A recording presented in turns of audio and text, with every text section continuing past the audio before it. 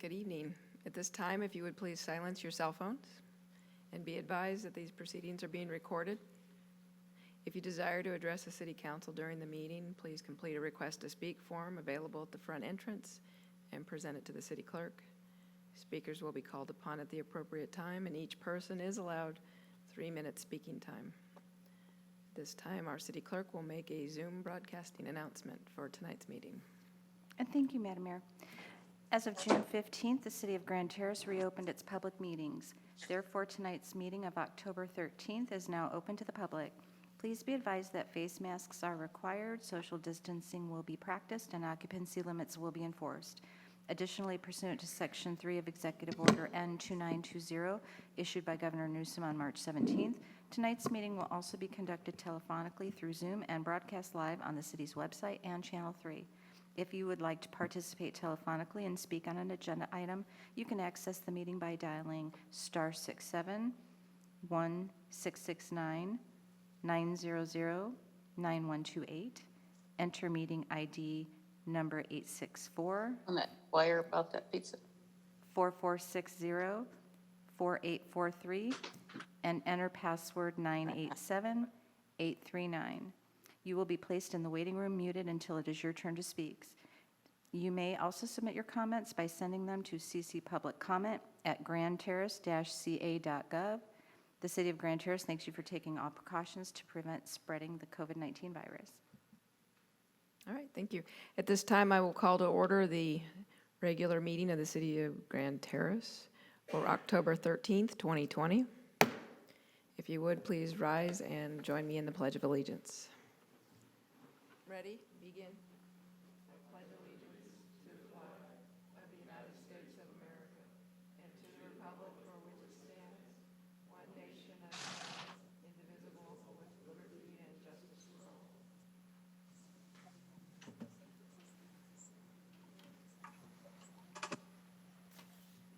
Madam City Clerk, may we have roll call, please?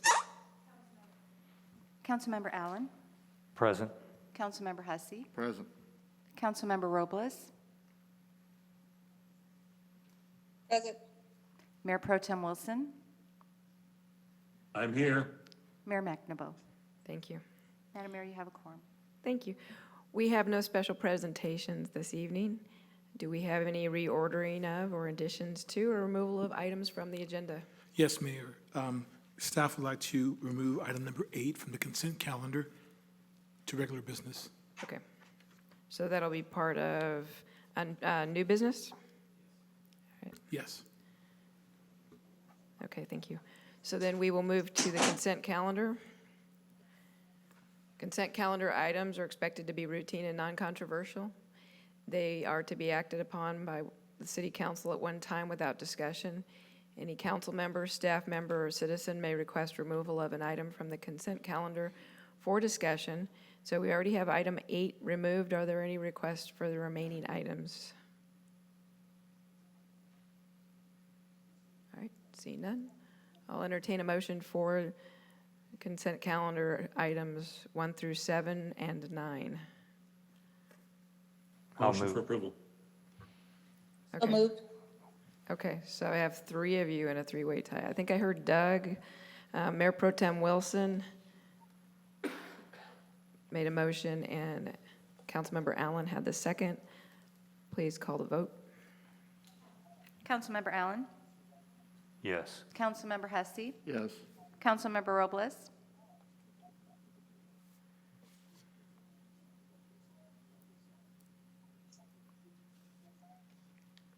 Councilmember Robles.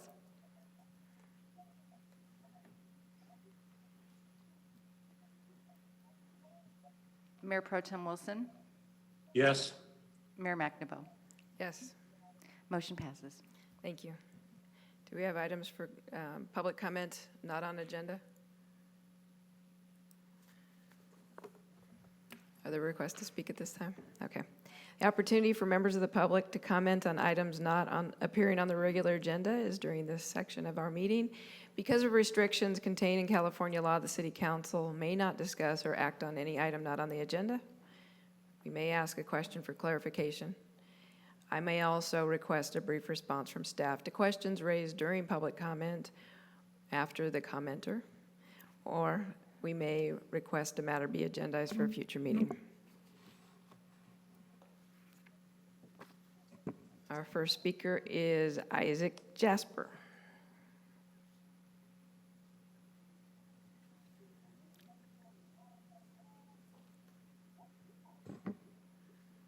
Can you guys hear me?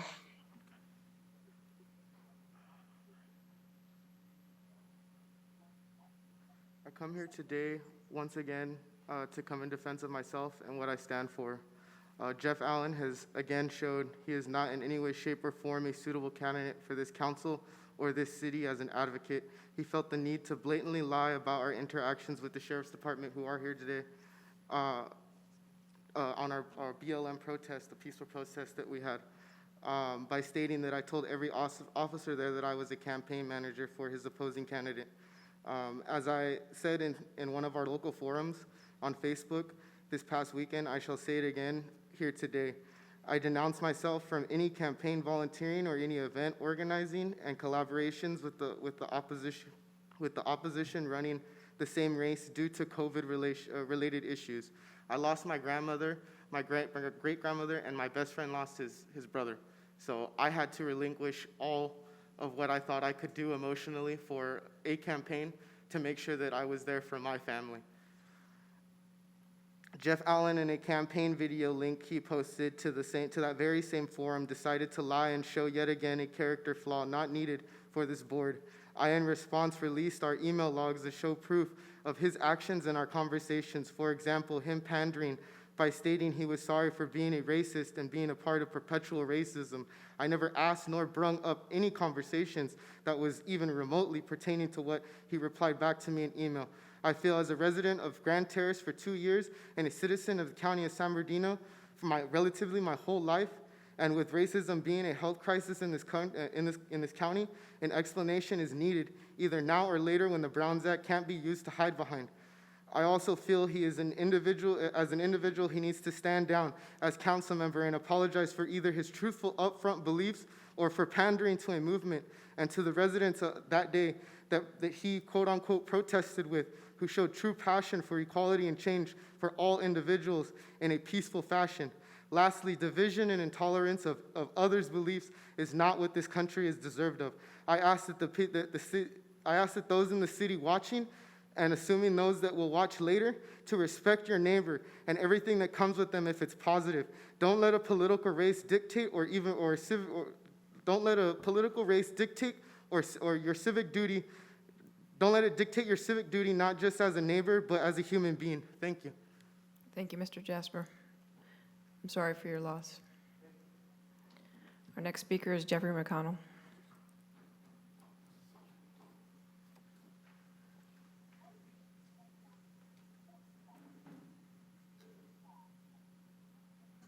Jeffrey McConnell, Grand Terrace. I have a question about procedure here for the election, local candidate race.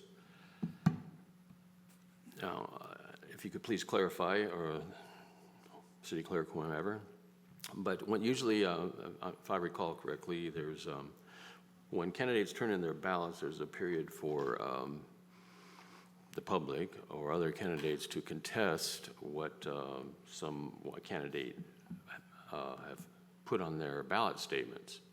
I don't recall that period was available to us. I'm not sure if there's a correct process for it or not. I do recall back in the early 2000s, Councilmember Dan Buchanan and myself actually went to court over a candidate statement. And so maybe I missed the ball, but I would appreciate what the procedure is for that, because I feel that one of the candidates put some things on their ballot statement that wasn't completely true, and we really never had a chance to, that I'm aware of, to contest it. I may be wrong, if you so may. Thank you, Mr. McConnell. Would the city clerk like to address that question? Yes, Madam Mayor. After candidate statements are submitted, there's a 15-day period for those candidate statements to be reviewed. Those statements were also placed online and available in the city clerk's office for review. During that time, there is where they can dispute the candidate statement. I do apologize, I don't have the exact date, but I do believe the time has passed, but I will double check that and get back to Mr. McConnell. All right, thank you. Do we have any other requests to speak during this time? No, Madam Mayor. All right, we'll close public comment. We have no unfinished business, so we will move to new business. And our first item of new business is item number 8, which is a professional services agreement between the City of Grand Terrace and Interwest Consulting Group to provide management services to the Planning and Development Services and Public Works Department in an amount not to exceed $117,000. Director Steve Weiss.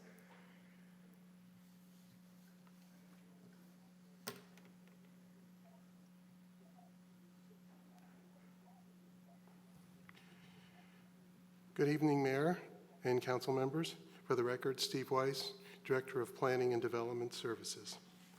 The item before you, as you stated, is a professional services agreement between the City of Grand Terrace and Interwest Consulting Group.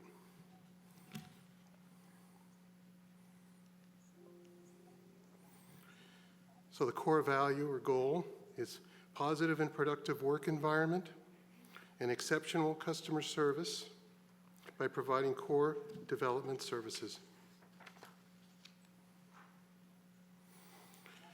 For the background, the city's budget includes a part-time building official in the Planning and Development Services Department, and the city has contracted for building services with code enforcement and maintenance support if needed.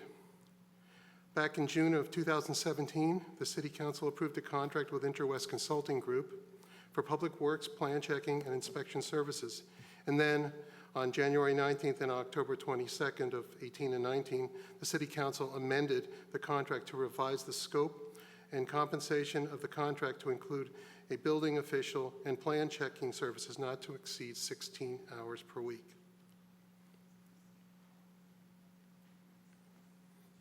Staff is presenting a new contract for council consideration tonight to maintain the scope and compensation of services with Interwest, like the 2019 contract.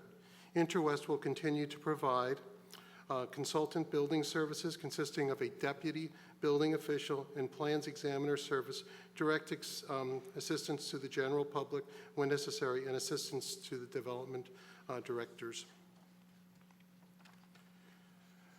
So the contract, the consultant has proposed Mark Berg for these services, who has worked here often over the years, who is a certified building official, plans examiner, and building inspector. The contract will be for 1 year with the ability of extending this contract for 2 additional one-year terms in the amount not to exceed $117,000.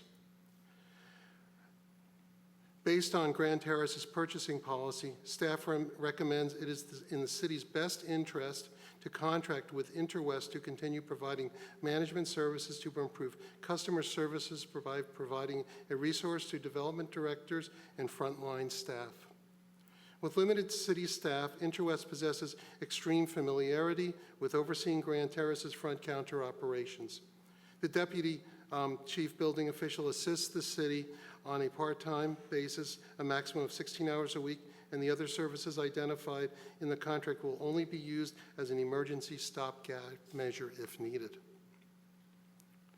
So based on this information, staff recommends that the council direct staff to execute with Interwest a 1-year contract for part-time deputy building official, plan check, code enforcement, and maintenance services with the ability of extending this contract for 2 additional terms in the amount of $117,000 annually. That concludes my remarks, and I am available to answer any questions you may have. Thank you. Thank you, Director Weiss. Questions of staff at this time? Councilmember Hussey. Thank you, Mr. Wise. Are we using Interwest right now? Yes, sir. Have we had any major complaints with them, with their services, with the public? No, sir. Okay, thank you. Further questions? Okay, and Mr. Berg is the building official that we've used in the past? That's correct. He is currently our deputy building official as of right now. Okay. Does this contract allow for others from Interwest to serve in that capacity if Mr. Berg is not available? With the city's permission, that would have to be something that would have to go through the city, but he is the chosen person. Okay. And the $117,000, if we don't use it all? Then it's not used. Okay. So we only get charged when Mr. Berg is here doing work for us? Yes, and there are other stopgap, like some plan checking services, but in general, we've been fairly self-sufficient over the last year in the areas of code enforcement, maintenance, building, things like that. Okay. For Councilmember Allen. Thank you, Mayor. Hey, Mr. Wise, thanks a lot for your report. It says in that the cost of the services were offset through developer deposits and reimbursements. So this doesn't come from the general fund, is that correct? Or It's a good question, Council Member.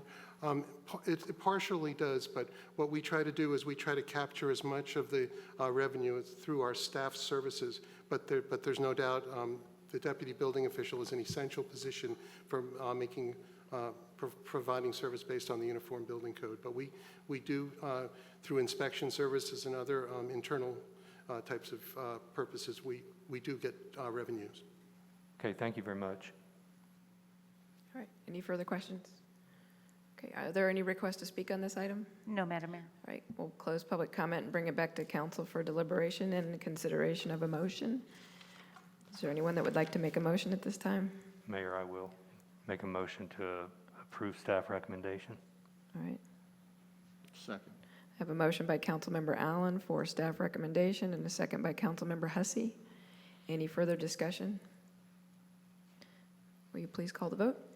Councilmember Allen? Yes. Councilmember Hussey? Yes. Councilmember Robles? Yes. Mayor Pro Tem Wilson? Yes. Mayor McNabo? Yes. Motion passes unanimously. All right, thank you. Our next item on our agenda is item number 10, non-owner occupied rental inspection program progress report by Mr. Steve Weiss, Planning and Development Services Director. Thank you, Mayor and council members. I guess I don't need to repeat my name again for the record since I just said it. But this item is for a non-owner occupied rental inspection program progress report and a renter's guide to habitable housing. So the goal is to ensure fiscal viability with appropriate cost recovery for services. The background: in 2006, the council adopted a non-owner occupied rental property program, which requires participating properties in the program to undergo annual exterior inspections. It was also updated in 2015 based on some fee adjustments. So the purpose of the program is it allows the city to identify non-ownership occupied properties and ensure that those properties are maintained at a standard that does not diminish the value and quality of life of owner-occupied units. It also ensures that non-owner occupied dwellings within the city of Grand Terrace were habitable dwellings. The program ensures that the exterior of properties is inspected on an annual basis to verify that minimum standards are met. So regarding the program, the total number of properties currently registered in the non-owner occupied rental program is 380, consisting of single-family, residential, and multiple family properties, which include apartments, multi-unit 2 and 4 plexes, and rental condominiums. And to the right, there is a chart of the breakdown. There is, just for the record, there is a couple of units, about 15, that are what's called, that they can opt out, and they're units that are for sale or family-run units and that. But that is the current number. So this is the rate. This is what the cost per unit. It's for apartments of complexes of over 200, $36. Apartments 1 to 199 is $48. Single-family homes is $95, and re-inspection fee is $47. So part of the program, an important part, is the good landlord. So it's important to the city that the housing stock remain in very good condition. So a rental that has passed the yearly inspection on the first visit for 3 years receives 50% annual fee reduction. And if it's passed four consecutive years on the first visit, they receive a 70% annual fee reduction. Regarding inspection, annual exterior inspection occurs within the first 3 to 6 months of every calendar year. The code enforcement officer will contact units of 16 or more and schedule a time for the inspection. If the officer finds probable cause to ask for an interior inspection, they must give a letter of intent to inspect to the property. The owner is responsible for contacting the tenants and letting them know the appointment time for the inspection per the municipal code. Every homeowner must receive a copy of their inspection report sent via regular mail. The city will inspect, regarding the rental program interior inspections, the city will inspect a non-owner occupied rental building for non-compliant interior maintenance standards as defined in the California Code of Regulations, defining what a habitable rental unit is for the following reasons. Plumbing facilities must work, everything must work, running water, sewage. Gas must be safely installed and maintained. Heating must be in good working order. Electric systems, lighting, wiring, and equipment, they have to obviously be in good working order. Clean and sanitary buildings, grounds, and appurtenances like detached garages, gardens, and all that, they must be free from debris, garbage, rodents, and other types of vermin. Also, adequate trash receptacles must be in good repair. Floors and stairs and railings must be in good repair, and there must also be a working toilet, wash basin, and bathtub or shower. There must be a kitchen with a sink not made of absorbent material, and there must be natural light in every room through the windows or skylights. Part of the building code is that you have to have a window in every habitable room, and they must be able to be open at least halfway for ventilation unless a fan provides mechanical ventilation. There must be a safe fire or emergency access leading to a street or hallway. Stairs, hallways, and exits must be kept litter-free. Storage areas, garages, and basements must be kept free of combustible materials.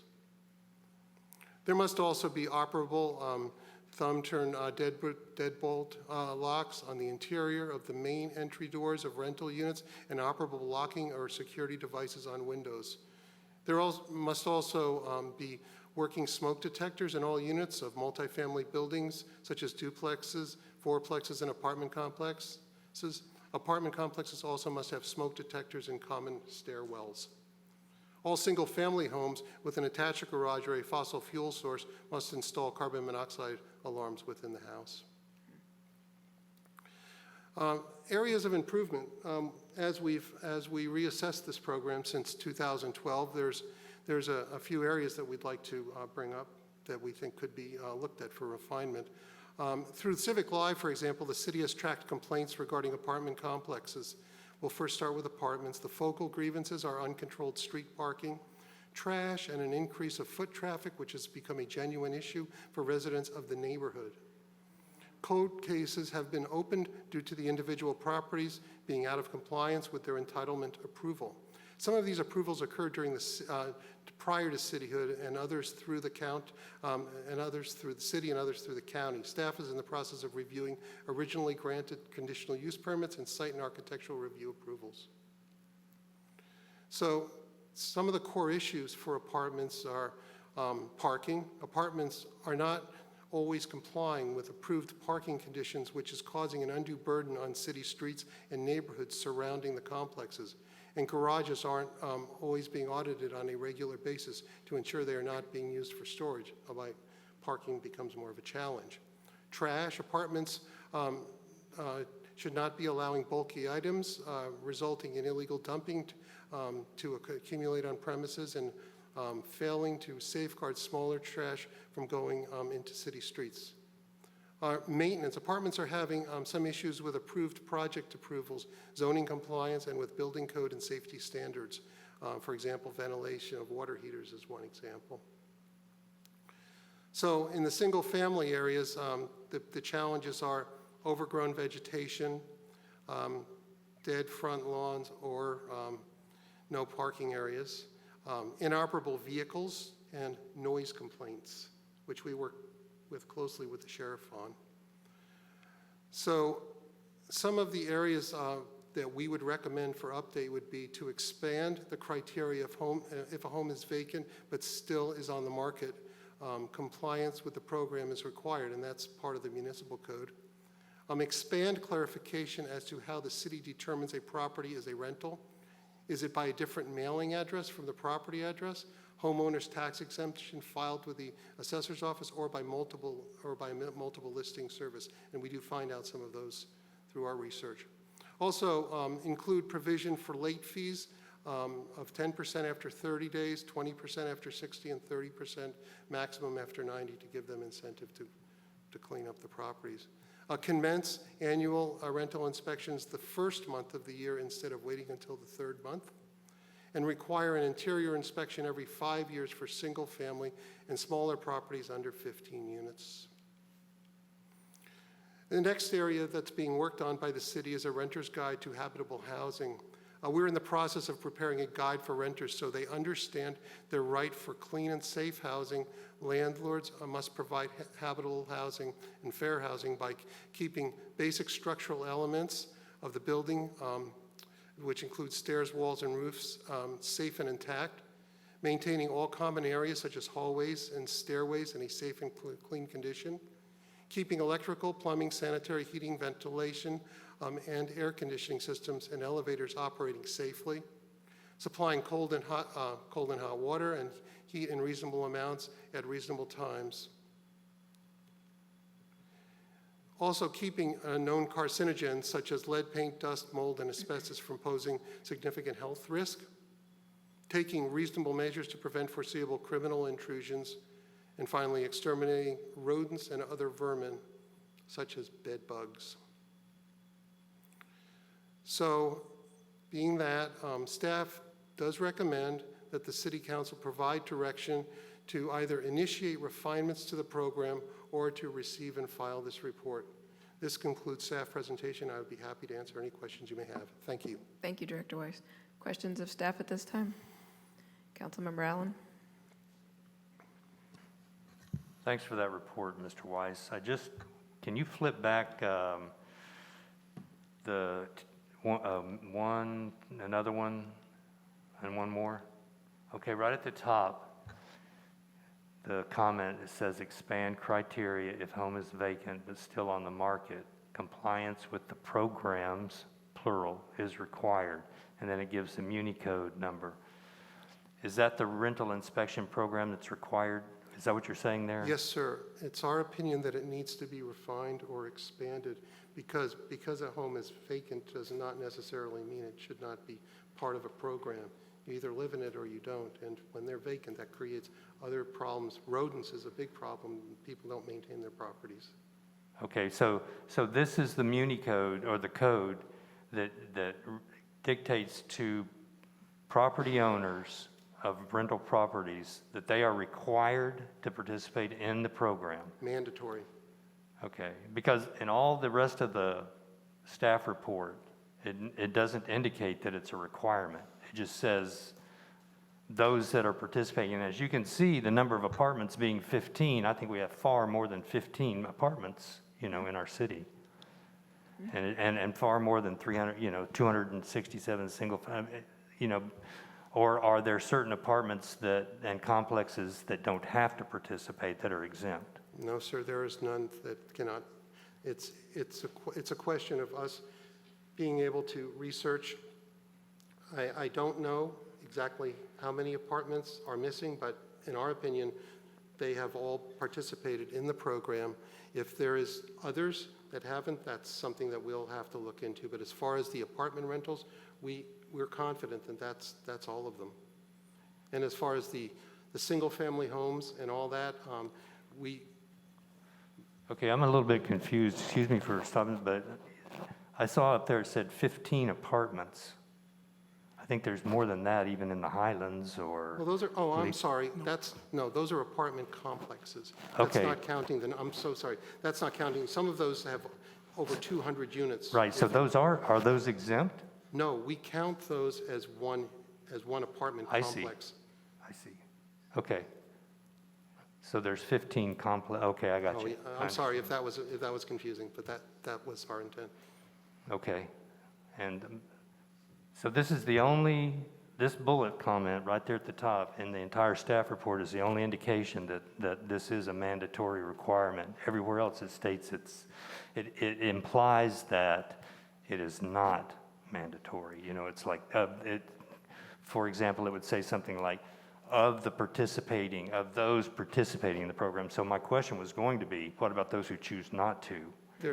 Yeah, maybe that's something that we can address when if you direct us to refine this, but we can talk about this, but participating means ones that have officially paid the fee and participated. So if there's Okay. any miscommunication, I apologize.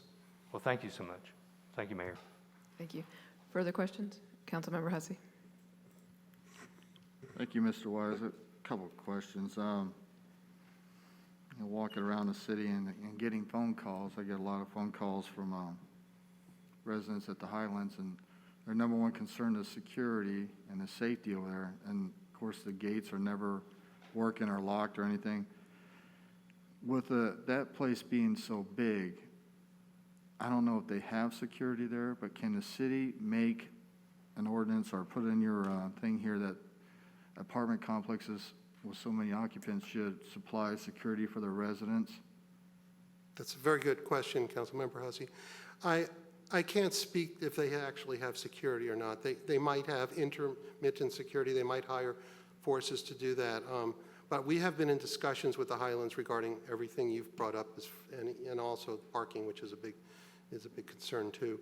To be able to force a security force on an apartment complex, I don't know if that is something that we can actually force. I might refer that to the city attorney.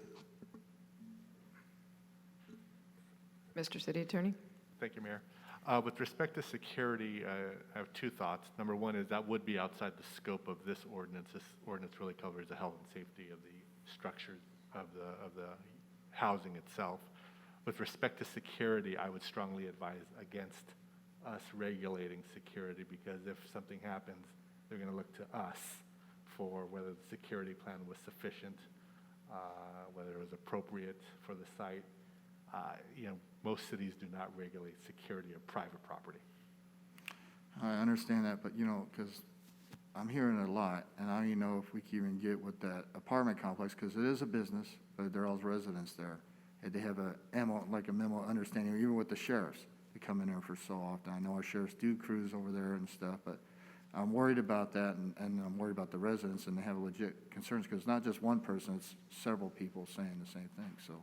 Yeah, understand. And I think that would be something more for the sheriffs to take a look at and see how they can work cooperatively with the apartment owners to see how they can work together to create a security plan that works for both. Well, then part of the security and this health and safety would we be going by and making sure that they have adequate lighting at all times, even though not inspect it once a year, that they have adequate resources on that? Because I'm hearing the adequate in lighting, and plus the landlord's not maintaining, the apartments. I know we're trying to get some interior inspection. My son, too, lived there for 2 years, and it took him like a month just to get a water damage done, and he had a brand new baby. So that really concerns me, not only for him that was there, but for all the residents. And that's what I'm just worried.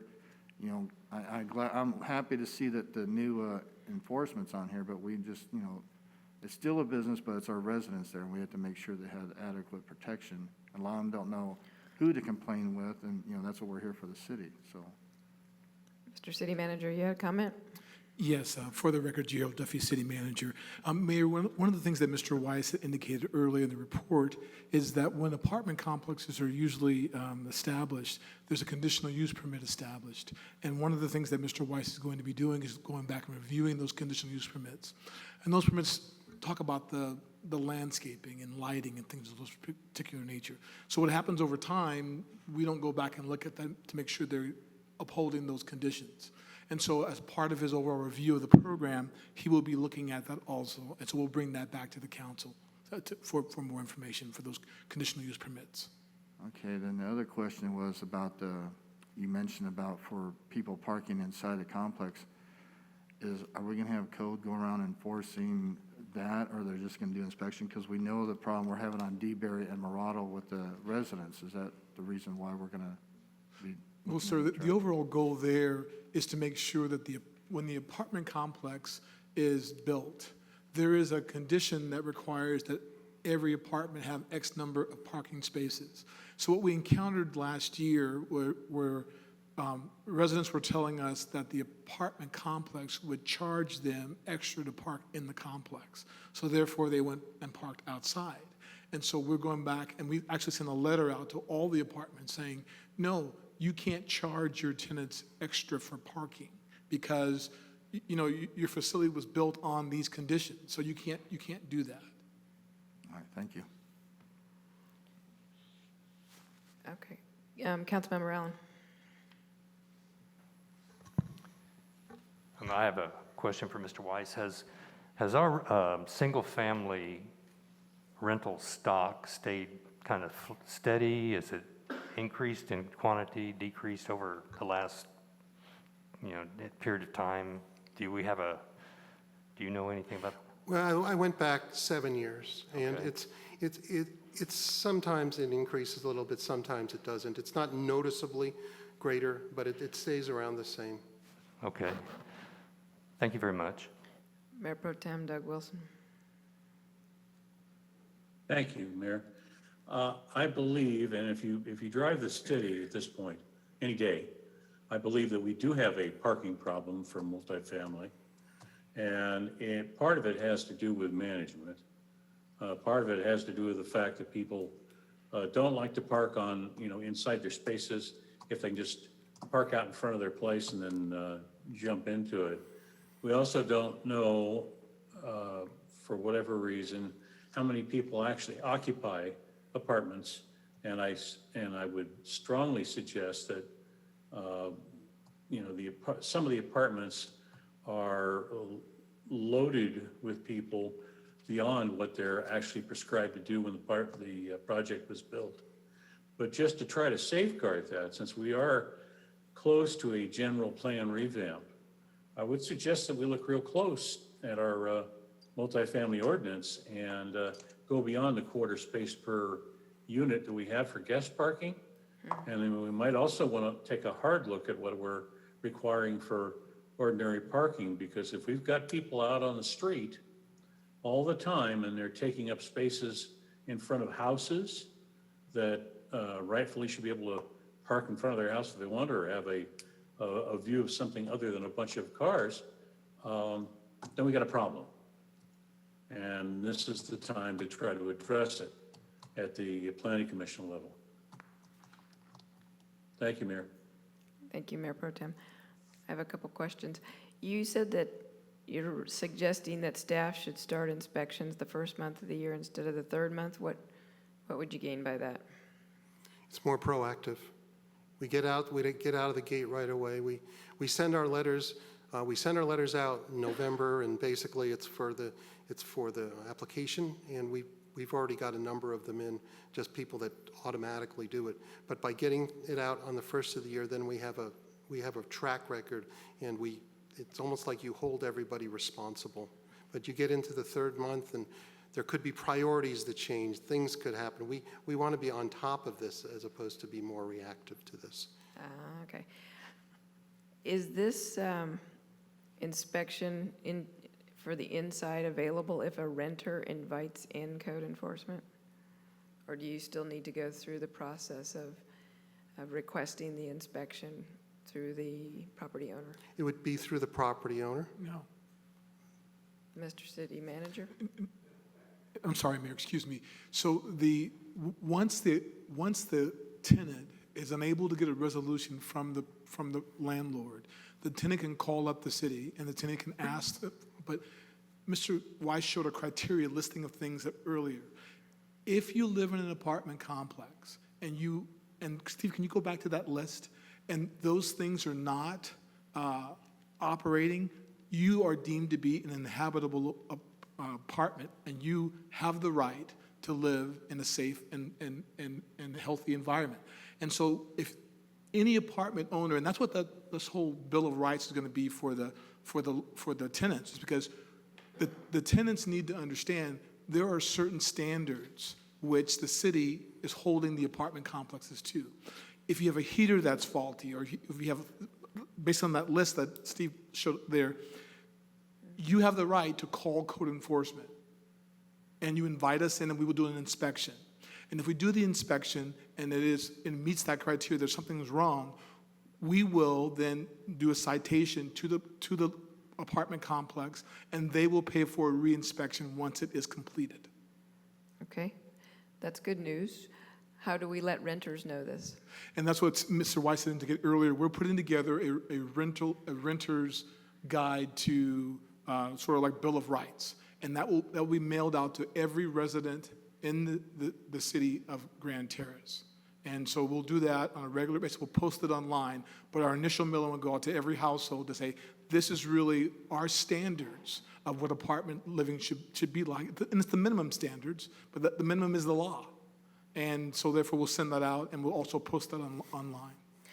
What does the law currently say about ADA compliance in rental units? The apartments are subject to Americans for Disability Act as far as accessibility to the unit. And how accessible are the units in our apartment complexes? There are certain laws where some are grandfathered in, but ground floor accessibility is a requirement. There needs to be an accessible path of travel from the street to the complex. Okay, because that's a big challenge in the Highland apartments. Right. They have a lot of step up and step down, and just to get to the front door, even if it's a ground level apartment. Does that meet ADA requirements? Current ADA, if new development was to occur today, then they would have to comply. It's a different standard, but when it comes to the basic accessibility, there has to be a certain number of units that are accessible. There has to be a handicap parking, things like that. Okay, Mr. City Attorney. Thank you, Madam Mayor. You appear as though you want to make a statement. Yes. Usually ADA compliance is determined at the time of building construction. If there's significant rehabilitation or reconstruction or additions, that could trigger compliance with the current codes. So you'd have to look at every building to see when it was constructed, determine what the ADA compliance was at that point in time. All right, thank you. Any further questions? I see Mayor Pro Tem, did you have a question at this time? Okay, Councilmember Allen? Thanks, thanks, Mayor. You know, Mr. Weiss, I've talked with folks in the community. I get just as many complaints about, how do I call it, out-of-town owners of non-owner occupied single-family homes. I get a lot of complaints about those, and so I just think that we also need to keep our focus on those also. I don't know how many of the rental stock falls in that category, but we have several in the community that have earned quite a reputation. The out-of-town, non-owner occupied, it seems like those give us such a struggle to make contact with them, the owners, and to make corrections over time. Thank you. All right, any further questions of staff at this time? Okay, I'll open public comment or the request to speak on this item. Madam Mayor, I do have a speaker on the line. I've unmuted them to see if they would like to speak on this particular item.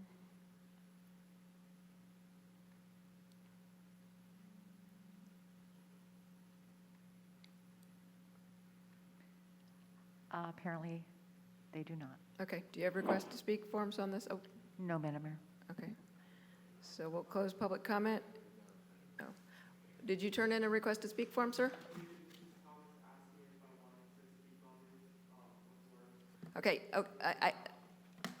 that's fine. Madam City Clerk, did you receive or have a discussion with this? I had a discussion with them on public comment.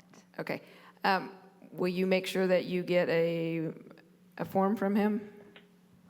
I will. Madam Mayor, I'm not sure if this individual who's on the phone is Okay. speaking, maybe we draw attention. It looks like they're unmuted now, so go ahead. Okay. If you would, state your name for the record.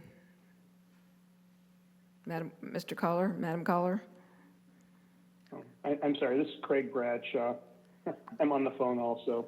Okay. I wasn't calling in on the subject. Okay, so maybe we can rename your phone number so we know who you are. Thank you so much, Mr. Bradshaw. Okay, and so we have a member of the public filling out a request to speak form at this time.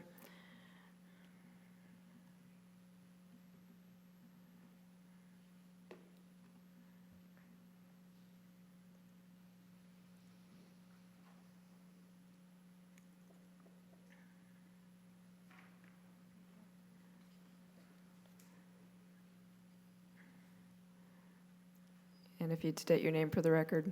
My name is Isaac Jasper Steinlein. I had 2 questions. So being a current resident of the Highlands, I just wanted to know if there was any pre-existing inspections that you guys did and that are going to be redone January.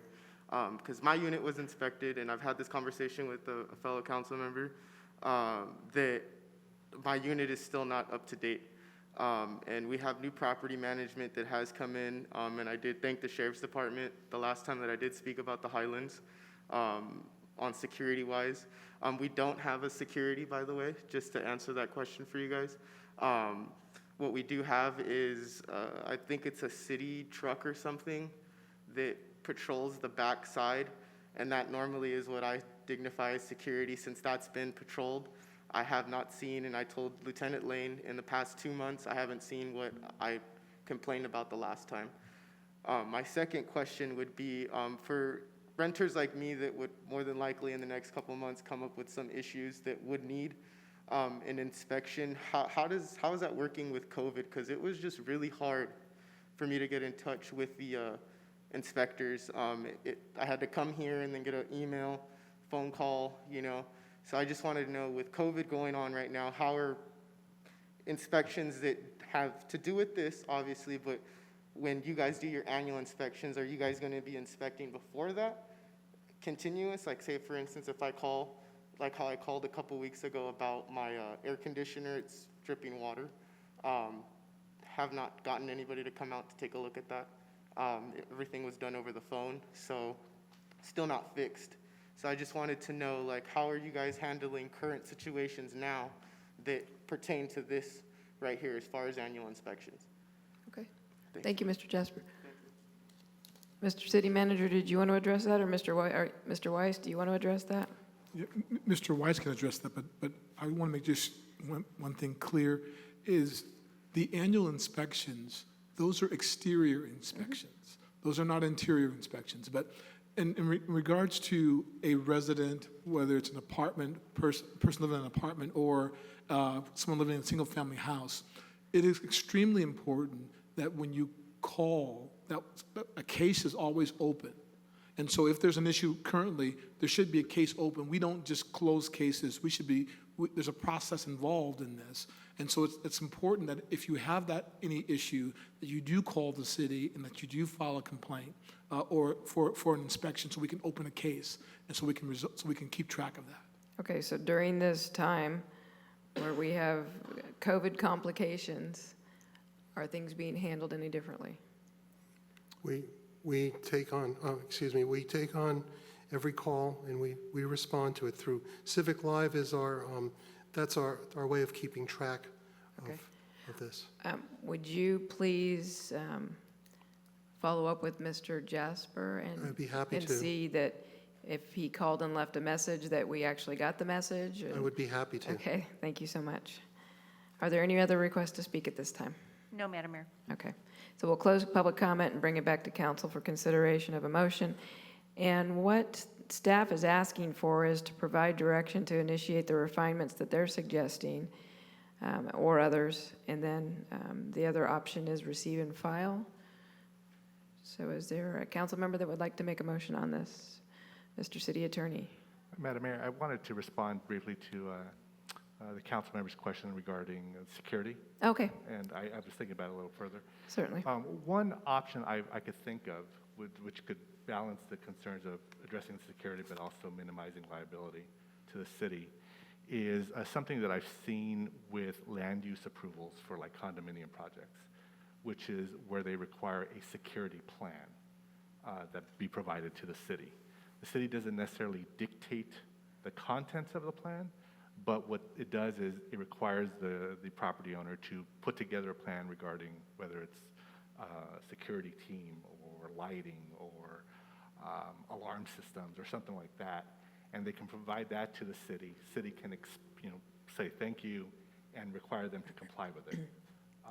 Maybe we could look, if that's something the council's interested in, is looking to see if we can explore that via municipal code provision. So Would that be part of this, or would that be a separate? that would likely be something separate, Okay. but we'd have to look to make sure that would be doable. I've seen it, again, as a condition of approval to like a conditional use permit, as the city manager was suggesting. But I could look to see if we could do it as a straight municipal code requirement. So just want to throw that out there. Okay, so do we have a motion on this item? Councilmember Allen? So, under the recommendation, it says provide direction. How would a motion be worded on that? Well, it's provide direction to initiate the refinements as they're suggested. Yeah. I mean, I could make a motion that we provide direction, but. Well, you could make a or do motion you to want the provide now? direction to initiate the refinements that staff has brought up, and then any Yeah. other refinements that So maybe do- you have top of mind. Okay. So, I'll make a motion that,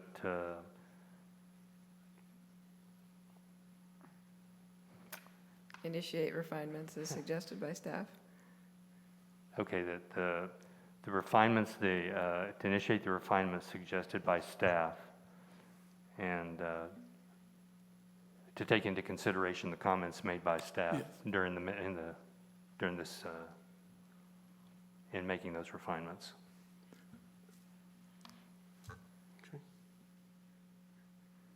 All right, is there a second to that motion? Is there any clarification for that Second. motion?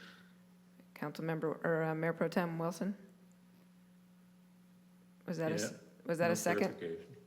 Was that a second? That's a second. Okay, so I have a motion and a second to initiate refinements and to take into account comments made by council. Mr. Duffy wants one last word before I call for the vote on this.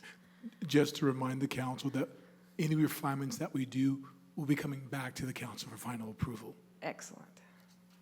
All right. Any other further discussion? Mr. City Attorney wants to weigh in. Just for purposes of clarification, Mayor, on packet page 181, it looks like, if my eyesight is still as good as it has been, it does identify the 5 bullet points of the recommended areas of refinement. So just want to make that clear for the council. Okay. All right, any further discussion now that we have that pointed out? Councilmember Allen? Are you amending your motion? No, the motion still stands, right? Okay. Yeah, okay. All right, please call the vote. Madam Councilmember City Allen? Clerk. Councilmember Allen? Yes. Councilmember Hussey? Yes. Councilmember Robles? Councilmember Robles? Okay, I mute. think she said yes. Mayor Pro Tem Wilson? I saw Councilmember Yes. Robles say yes. Yes. Okay, Mayor McDevoe? yes, Motion passes unanimously. thank you. All right, we're on to item number 11, changes to CARES Act funded programs, authorization to city manager to sign agreement for additional COVID-19 funds, and authorize the mayor to send a letter of support for business reopenings. Mr. G. Harold Duffy, city manager. Thank you, Mayor. As the mayor indicated, this is changes to the CARES Act funded programs. And so this is to give the council an update. So the financial assistance the city has received so far to fight the coronavirus, the city received $153,425 from the California government, state government, through Coronavirus Relief Fund. So the state received money from the federal government. Then the state distributed the money down to local government in terms of to the city of Grand Terrace. We also received an allocation of community development block grant funding called Community Development Block Grants, CV for coronavirus, received $100,000. Then we have the San Bernardino County received $380 million through the same coronavirus relief fund, and they have decided to share those proceeds with the city and the same allocation that we received from the state. Also, we're expecting to receive a minimum of about $80,000 in FEMA reimbursements for staff time.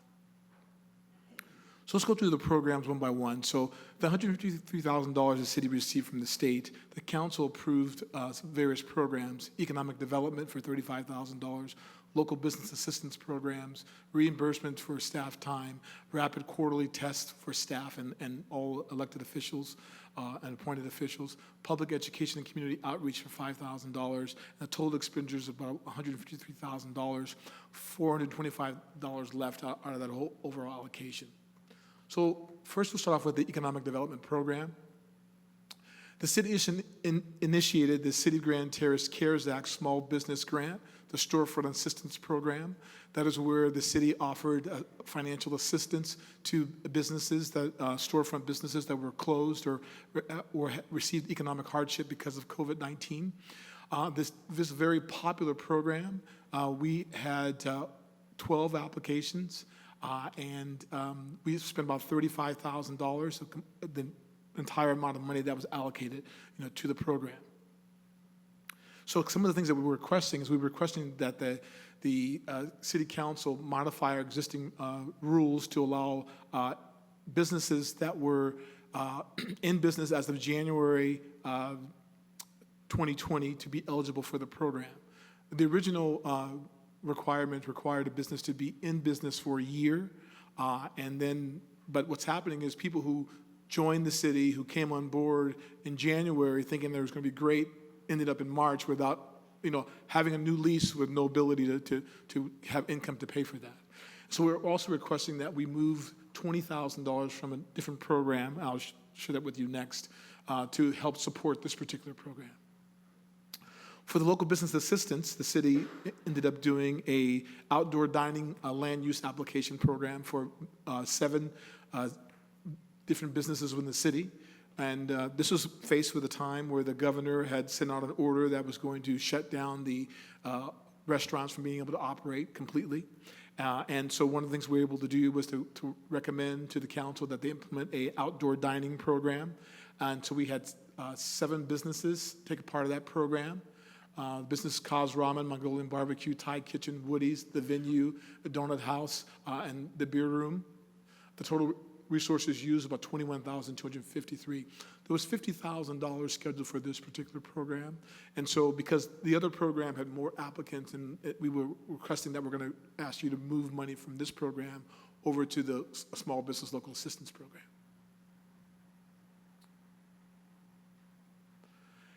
Now move on to the Community Development Block Grant. So the city received $100,000, and we broke it down into various categories. These are the categories that the county had indicated were acceptable. So it's a food bank partnership, $16,000. The rental utility assistance program is $54,000. Homeless placement, $30,000. Total of $100,000. Unlike the CARES Act money, this community development block grant has a longer life. The CARES Act proceeds that we receive from the state and from the county, we have to spend those proceeds by the end of December. There's a 2-year life for this program. So right now we're trying to work on developing partnerships with local agencies to develop the food distribution program, a qualifying criteria for rental housing assistance, and qualifying criteria for utility bill assistance. So there are some programs that are already out there, like Edison and other places have programs that you've already qualified for. We're trying to get that list so we can work with them for what we don't have is enough staff to be able to go through and create an entire new program. Our goal is to kind of piggyback on someone else's program and to try to get this money out as quickly as possible. So the new allocation of CARES Act funding from the County of San Bernardino. As the council is aware, we have been talking about the $380 million the county received. The county received that because they had a population of over 500,000. Now, that population of 500,000 has to include all the incorporated cities in order to make up that number. So in the original CARES Act funding, they received that $380 million. And we have always indicated that they should share the wealth and move the money down to the local agencies. The county has realized that they can't spend $380 million by December 31st, 2020, and decided to share that money with the cities in San Bernardino County. And they'll be utilizing the same distribution method as the state did, and I think it's like $12.38 per population. So we'll end up with $150,000. One of the things the county did too is they have another program where they're going to be doing capital improvement programs that are ready for COVID-19 compliance. Give you an example for us. One of the goals that we have is that we have an air conditioning system that is outdated and works every now and then. But there are our circulation system isn't the best system for this COVID-related era. So one of the things that we're going to be doing is we're going to be submitting that to the county, but with the help of Honeywell to get us a new air conditioner with those COVID-19 filters associated with it to purify the air. So I just have this one little chart, and this chart basically shows where the money came from. I think it was $3 trillion that the federal government applied. $15 billion came to the state of California. $9 billion went to the state, and the rest of the money went to cities with populations over 500,000. And so when the city received its proceeds from, let's see if I get this right. Okay, from the county received the $380 million. And then now the county's going to share a portion of that with the city. And so we're going to get $153,000 just like we received from the state as part of the program. I'll be coming back to the council at the October 27th meeting to try to find a way to expend those proceeds as quickly as possible to meet that December 31st date. So the county has agreed to provide cities of San Bernardino County a portion of its allocation of the CRF funds. City will receive $150,000, plus the ability to apply for CARES Act project funding, as I mentioned earlier.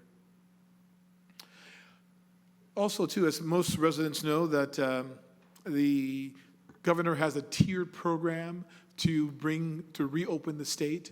The county of San Bernardino is currently in the purple, trying to get to the red. And my daughter said, doesn't make any sense, and I agree. Red should be the first, and we should be trying to get out of the red. And so one of the things that the county has asked the governor's office to look at is that the size of San Bernardino County and the diversity of the county and the populations. And so if you look at the areas within San Bernardino County, if you look at our whole numbers, we're not in compliance yet. But there are certain regions within the county that are well below the state's average, and they could open up if they looked at this from a sub-regional point of view. So the county has requested that the mayors send a letter of support for that. And so in this packet, there's a draft letter for the mayor to send on behalf of the city council. And then there's one more thing I didn't mention, is there's also within the document requesting the authorization that you give me to sign up for the $153,000 from the county. So with that, I'm available for any questions. All right, thank you, Mr. City Manager. Are there questions of staff at this time? Okay, Councilmember Hussey. Well, first off, before a question, thank you, Mr. Duffy, for fighting for Grand Terrace. I know you've been battling for that $153,000, and we've been, even with the League of Cities when we had that day discussion with but thank you. The homeless placement, what are we doing for the homeless place? Because one, I'm seeing a lot more homeless up here anyway. And you said we were going to have $30,000 for the homeless placement plan. Who are we working with that, and what's our steps in the city? So we reached out to the county, and the county has referenced us to go to some nonprofits that are in the area who have a team of people that come out into the area, but they also have bed space. So the goal is to not only engage, but also allow them to have a place to go. And so we're working with some nonprofits on that. We don't have a program yet. One of the things that we have to deal with is we have limited staff, so we have to either get someone on board, but it's quicker to work with the nonprofits to try to get them to do the program. So that's our goal right now. So if there's Sheriff's Hope program, does that help out to get this homeless placement? Sure, the HOPE program has resources, but what will happen is there'll be more of a partnership because the HOPE officer will also be able to identify and work with the nonprofit to say, these are the areas. Right now we have a church in town that goes out only on Sunday, and they go out and they canvass for the homeless. The goal would be to get an agency to be able to come out on a regular basis. And as I said, right now, we have seen an influx of homeless, and one of the things that Lieutenant Lane is working on is, right now we have 10 hours a week for the HOPE officer.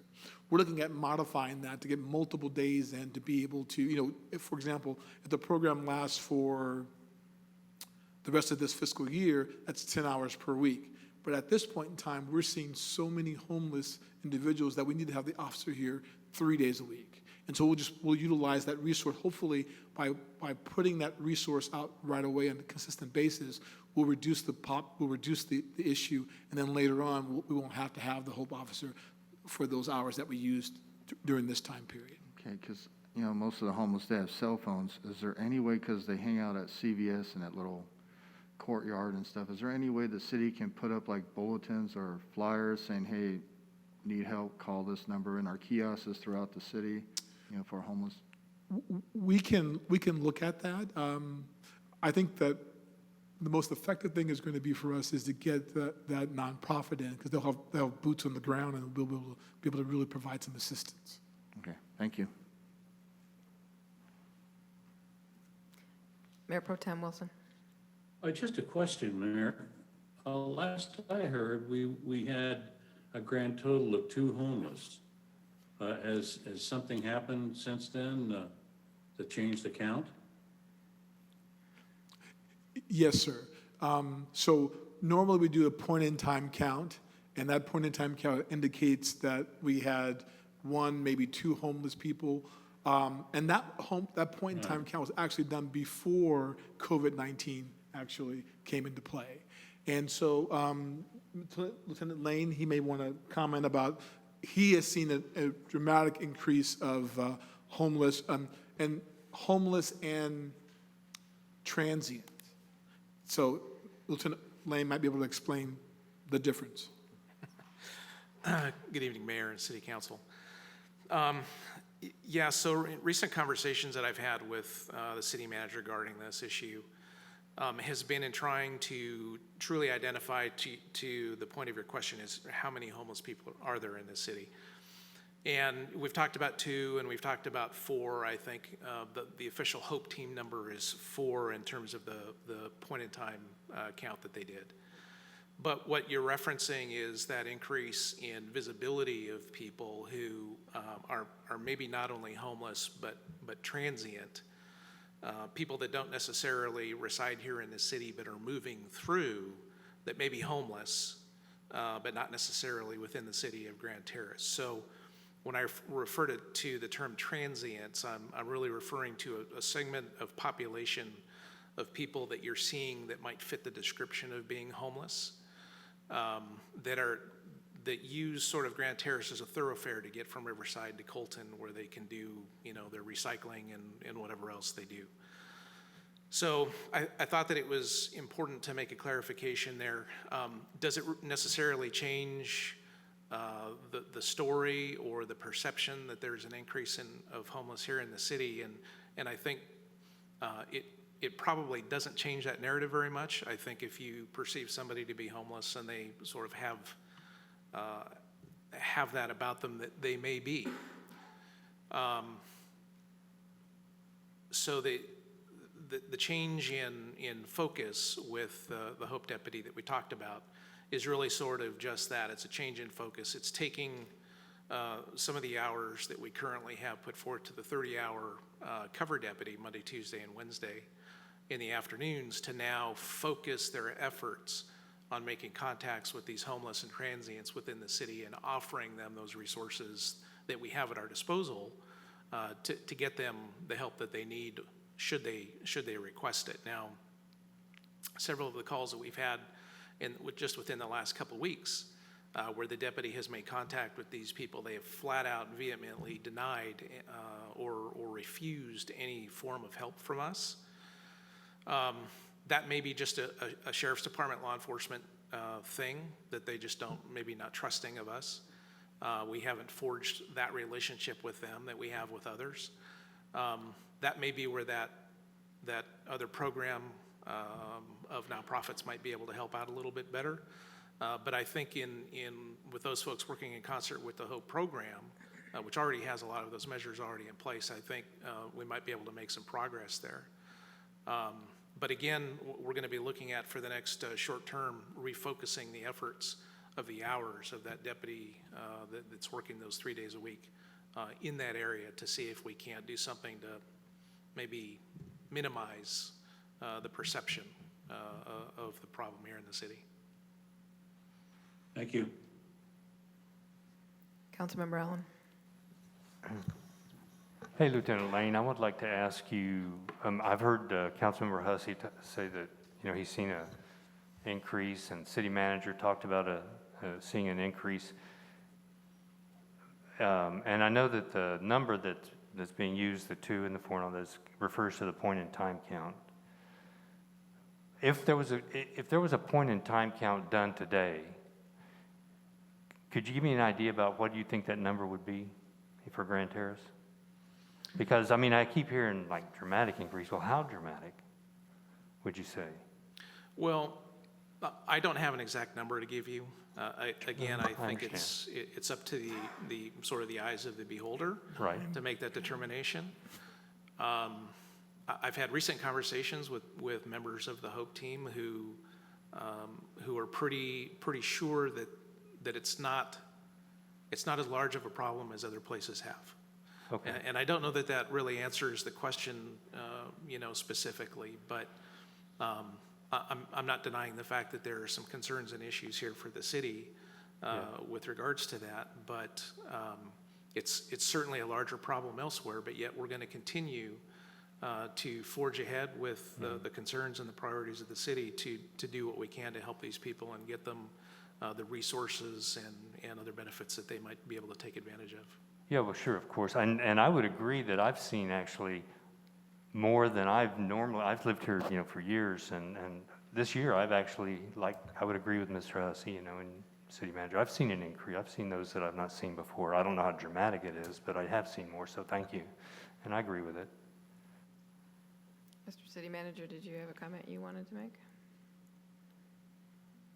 No, Mayor, what I normally do is I drive the city at least once a week looking for different things or following up on different requests.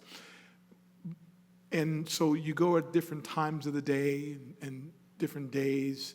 And, the goal here is, when we say it's a dramatic increase, it is more than 1, more than 3, more than 4. And the thing is, and it's not as big a problem as other cities have, and you don't want it to be. We don't have anybody camping out in long periods of time, sleeping in the middle of the sidewalk all day, camped out. We don't have that. But if you don't get a handle on it, you will have that. Because here's one of the things happening. Grand Terrace is a very safe place to be. And that also includes a safe place for if you're homeless. And so you have to get a handle on this, or else you're going to have people sleeping on the streets with tents. Lieutenant Lane, I agree. Are your deputies aware of the inhabitants behind our shopping centers? I believe they are, and they focus their efforts in those areas. And I know that I believe it's AutoZone is another spot that's sort of a frequent location for 1 or 2 folks. So they're keenly aware of the areas that they need to be looking at. And to reiterate what Mr. Duffy said here, some of the folks that we do contact, and we end up contacting on a regular basis, have just flat out said, yeah, I'm here because it's a safe place. I'm not safe in Colton. I'm not safe in Riverside, so they choose to be here. And so those that choose to be here and they're living on private property, do they have permission to be there and to relieve themselves and to dump their trash? They absolutely do not. Okay, and so is it up to the private property owner to make that complaint? Well, when we get into issues of private property, then we need to have some practices in place, and some people need to be aware of what their responsibilities are. So if it's a private property that we would require maybe necessarily permission to get onto, or to enforce trespassing, in some cases it does require a victim, and that requires the owner or the person responsible for the property to get involved. If there's criminal activity taking place, such as what you mentioned, then certainly that gives us the ability to make contact and take some action. But when we're talking in public places, on sidewalks and in front of businesses and whatnot, it's a little different story. Everybody knows it's not illegal to be homeless. But what we try to do is encourage those folks to understand that they need to be doing those activities somewhere else that might be more beneficial for them, that gets them closer to the services that they could truly take advantage of. And that may not necessarily be in front of CVS or in front of the AutoZone and places like that. So it's really incumbent upon us, as I talked about, to focus those efforts on contacting those people and doing what we can on that end.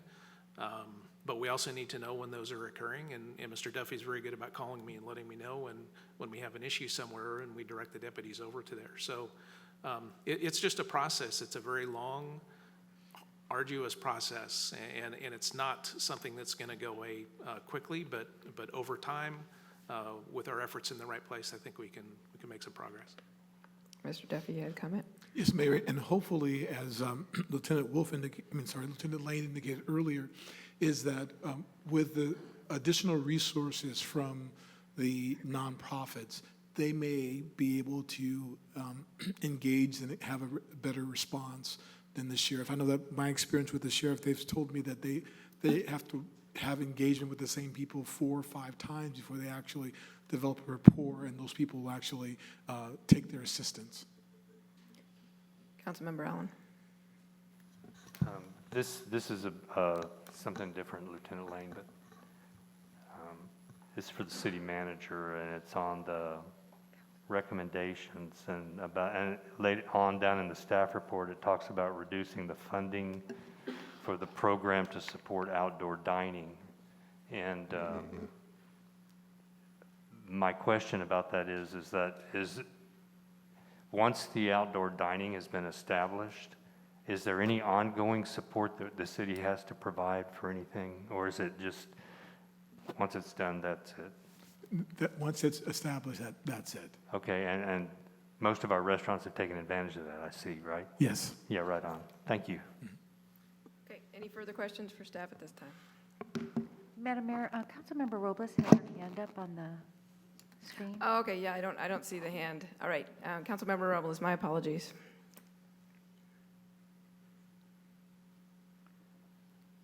Please unmute. Councilmember Robles, if you would unmute, please. There you go. Am I able to be heard now? That's much better, thank you. Okay. I was wondering from the city manager, have you thought of talking to the Community Action Partnership of the County of San Bernardino, because they do all these programs, rental assistance, utility assistance, as a template? And secondly, for the benefit of the council, there were a number of folks that had just opened up shop that are homeowners in Grand Terrace, and they were not eligible for our lease assistance. So are these folks in the queue? Did they apply? Are they aware that there's going to be a program that would cover them? Yes, Councilperson Robles. I have not made contact with the Community Action, but I'll make sure I do that this week. And we have told people who were not eligible, that we've kept information from them, and we've said that when we go back to the council, we'll ask for a modification. And this is the modification that we're asking for those new businesses in town that weren't eligible. And we'll get back to those individuals, and we'll rebroadcast the program. One of the things that we did was we took the business licenses and we sent a postcard out to every business in the city, in addition to an email. And so we sent, I think it was 300 postcards that went out, and we'll certainly reach out again, indicating that, letting people know that we receive additional funding from the council and that the program is still available. And we have people that are waiting that were not eligible. Excellent. Okay. Further questions? All right, we'll open public comment. Are there requests to speak on this item? No, Madam Mayor. All right, we'll close public comment and return to the council for a consideration of a motion.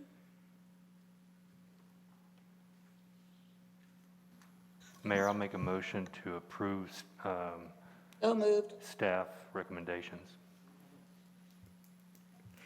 Okay, would you like to second Councilmember Robles? Are you asking me? Sure. Oh, sure. Yeah, because I have a motion by Councilmember Allen, so No, I it's not second always you, okay? by Councilmember Robles. I think there's a lag time when you're not on site. So, any further discussion? Also, when I'm there, too. Is there? All right, further I'm discussion. always quick on the draw for emotions all the time. All right, if you would call the vote, please. Councilmember Allen. Yes. Councilmember Hussey. Yes. Councilmember Robles.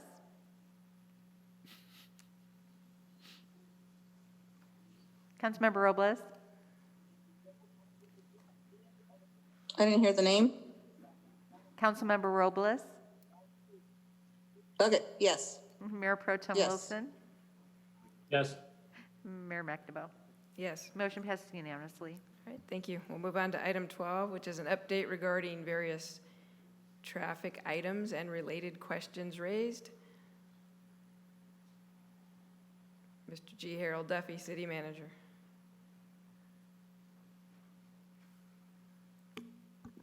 Yes, Mayor, this is an update regarding various traffic items and related questions that were raised. Mr. Bradshaw is actually with us online. This was his staff report. But this report purports to try to answer some of the questions that the council had on various traffic questions. Things like, when will citywide speed survey be updated? And Craig, do you have the report? Can you kind of chime in here? Mr. Bradshaw? All right, can you hear me now? Yes. All right, that's good. I'm kind of struggling with my computer microphone, so I'm on my phone also. This is Craig Bradshaw, the Interim Public Works Director. Just kind of a brief report. There's been a number of items that have come up in the last couple of months since I've been working with the city. And we feel like discussing with Mr. Duffy, it's important for us to kind of go over these items, give everyone an update. Just real quick as a background, traffic accidents have a huge, enormous societal cost in the United States. The actual cost itself is just under $1 trillion a year. It's about $900 billion a year. I think this last year, I think I said 40,000 deaths, but it's more like 37,000, 38,000 is what's 2019 is coming in. And large number of serious injuries. Just about everybody is impacted by the seriousness of this issue. As far as traffic engineers go, our Bible is the California Manual for Traffic Control Devices, and that's NUTCD is the abbreviation. It's the main document that we use to install and design traffic control devices in the state of California. And there are warrants and requirements for stop signs, traffic signals, other traffic controls. There are specified striping details for specific situations. Most of the liability claims against cities often focus on the installation of unwarranted stop signs and traffic signals. And also non-standard signage or striping, which can result in claims against the city. I lost my document here.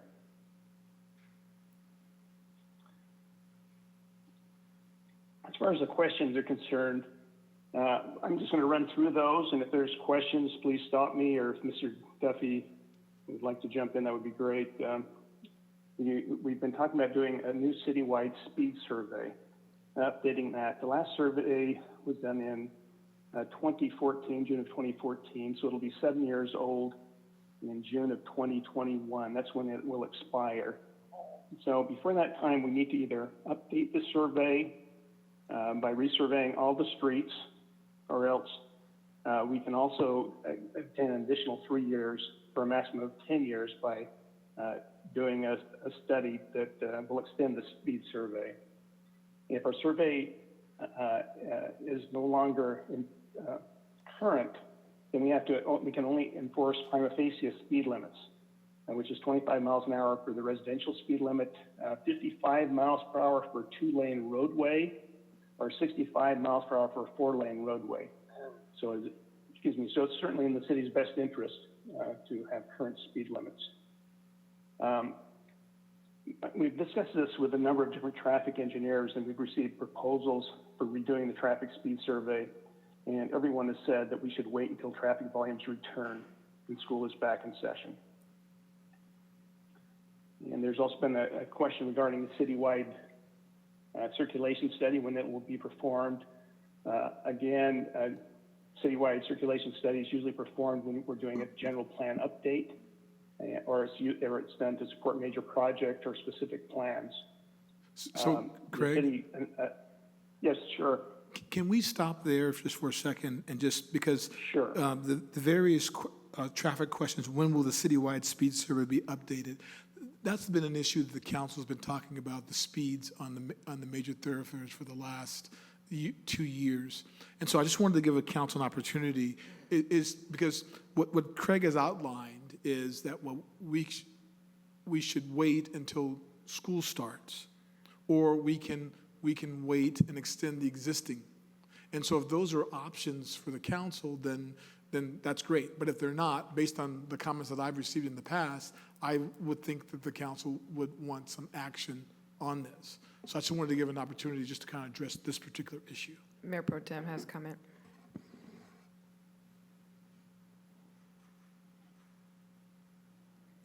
Mayor Pro Tem, please unmute.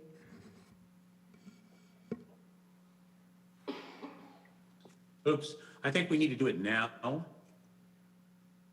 because we've had quite a bit of substantial changes in our roadways, and the habits of people have changed. And over the last, say, 7 to 10 years, there's been quite a difference. But I was under the impression that we were going to do a circulation and speed survey. And that was going to be a portion of the change, or the general plan task force. I don't really care if it's combined with that. I think it can become an element that is added into the general plan task force analysis. It's just that at this point, we have some failing elements that are not serving the public the best it can be. For example, we have a southbound speed limit sign that's powered by solar, but I've never seen the thing work. And we've got donuts all over our streets. We've got extra police, and we've got donuts all over our streets, where some idiots in rice burners have raced around the city and just done anything that they wanted to do. And I think that's uncalled for. We're only talking about 3 3/4 square miles of city. Heck, I could almost walk it, and I'm a hippopotamus, and I could almost walk the thing, in an hour and a half. So there's really no reason why we can't have a better control on the circumstance. We have motorcycles that run up our main drag on Barton Road at better than 100 miles an hour if they choose to do that, with the noise and the circulation problem. So I think it's something that we need to stab and fix now. So Craig, in terms of looking at items 1 and 2, so there's number 2 is when will the citywide circulation study be performed? And so when we're looking at the traffic speeds, I think you can actually get that speed survey done. But if you're looking at trying to do the circulation study, you want to make sure that you have the entire capacity or the volume the traffic that's there. I don't think you necessarily need to have the schools back in for traffic, for speed study. But I think you really do need that for. Yeah. I think the concern is with the traffic speed study is you're taking volume counts, and you're using those volume counts to determine how many cars are passing through that intersection, so you can calculate the average accidents per 1,000 cars, or actually it's 10,000 vehicles, and compare it to national average. You can use those numbers to talk down the speed limit up to 5 miles per hour.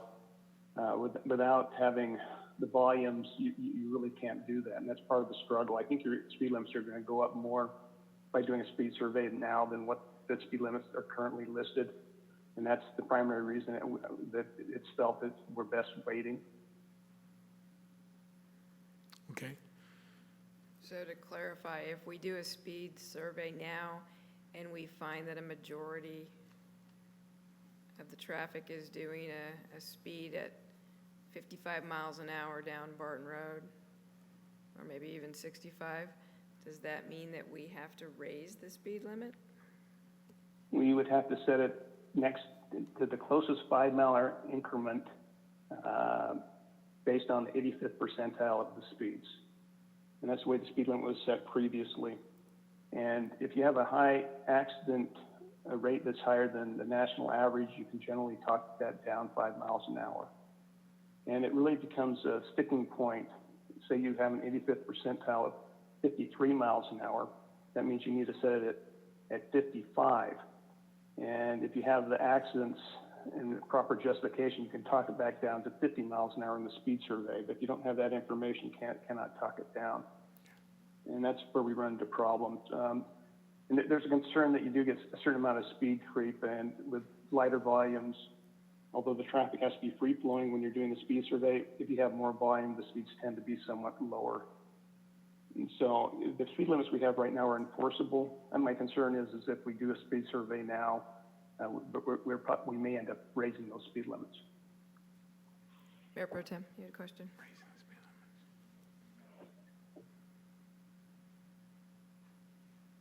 Yes, Mayor, thank you. One other suggestion. I am not, and maybe you can help explain this, Mr. Bradshaw. How do we fall into the pit in a community that we, the people, actually, run and live in? How do we fall in the pit of this, unenforceability? What I've seen in the past is that slide into a situation where,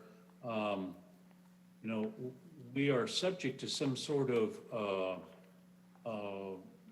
when we can't get the speed proof that we want, that we end up having to revert back to a higher speed limit.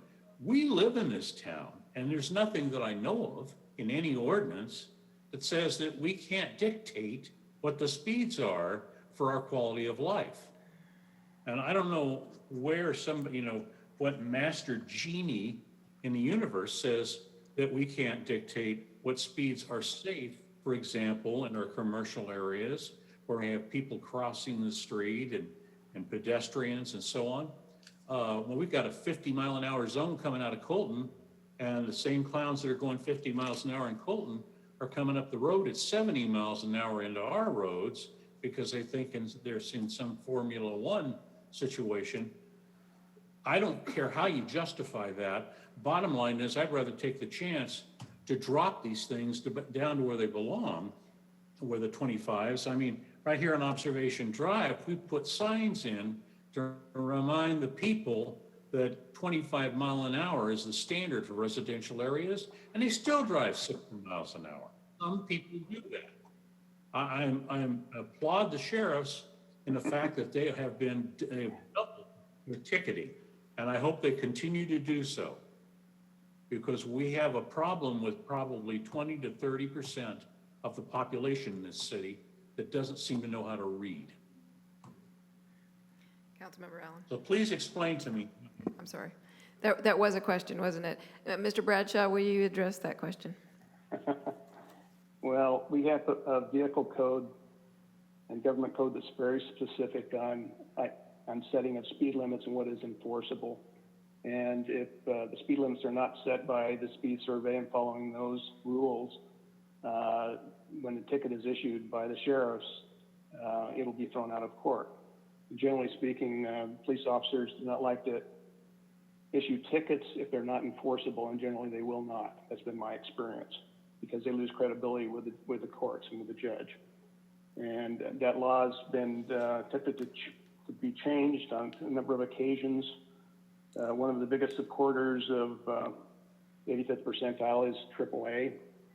There's a lot of funding and whatnot that has defeated legislation in the past to allow cities some flexibility, and we were stuck with that. Councilmember Allen. I just want to ask, hi, Mr. Bradshaw. I just want to ask you, is the 85th percentile rule a law that we have to follow? No. Yes, it is. We have to follow it. So it's a law? There's some, it's a law. There's some adjustments that can be made, but generally in speaking, we have to set the law based on 85th percentile speed to the next closest 5 mile an hour increment. Is that a state law? State law. And because I've been reading reports that the rule, that 85th percentile rule has been coming under scrutiny for its actual logic, that it wasn't based on there wasn't really a consideration for safety. The justification was just that drivers were the judges of safe speed, and that cities, follow what the majority of drivers are able to accomplish without having an accident. And I agree with Mayor Pro Tem Wilson, that isn't logical anymore. Neither is it logical the other reasoning behind the rule, that vehicles all move about the same speed. Well, they don't. And so I agree with Mayor Pro Tem that I think there needs to be more local control. Thank you. Mayor Pro Tem. Also, thank you, Mayor. Just to add a final thought pattern, I'd love the city attorney to weigh in on this, but it sounds like to me it's a defensible position. For example, if the engineer specifies a range of speed for a particular condition, they based it off the 85 percentile, then it really comes under the helm, and this is what I hear you telling me, that it comes under the helm of whether or not somebody would challenge that ticket based on the idea that it was an unreasonable speed limit. Come on, how many times are they going to do that? Most of them don't even know that they've got radar capability. Most of them don't know that you can challenge a ticket if something hasn't been radared in the last 6 years. So I would be willing to take the shot. I think this community wants this place to be peaceful, and peaceful doesn't mean drag strips down Mount Vernon and up and down Barton Road. Mr. City Attorney?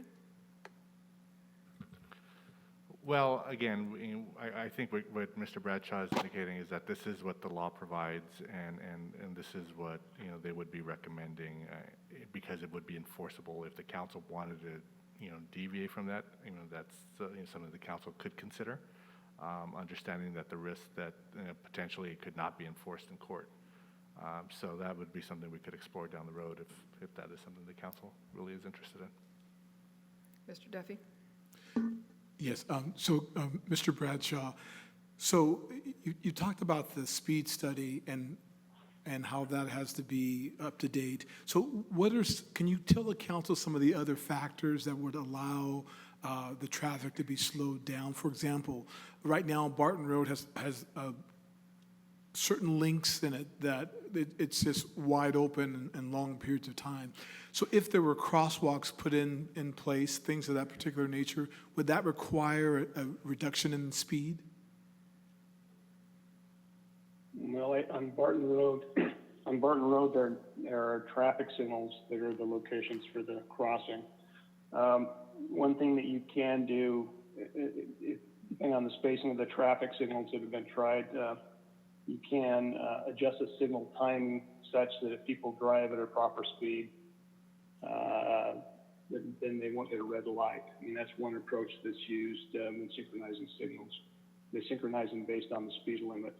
But there is still a long stretch that's not possible. Another factor that can be looked at has to do with the curvature of the road, or if there's a blind curvature, or typically it's the number of accidents is a primary determining factor. If there's been a lot of accidents along the roadway, generally they'll allow you to talk it down up to 1 5-mile-an-hour increment, but no more.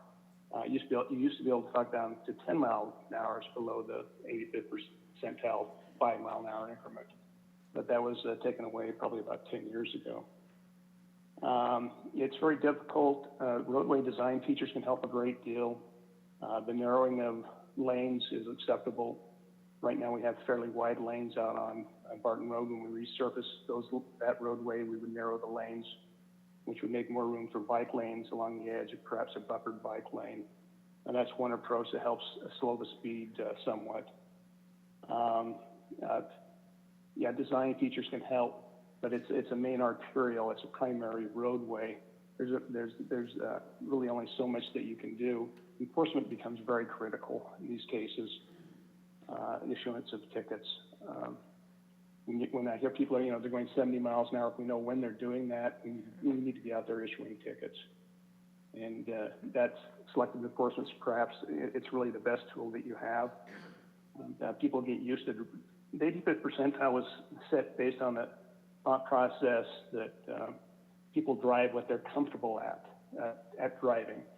And if they're comfortable at driving at a higher speed, and the idea is that we'll set it at the 85th percentile. And 85th percentile means that 85, if you have 100 cars, 85 are driving at that speed limit or less.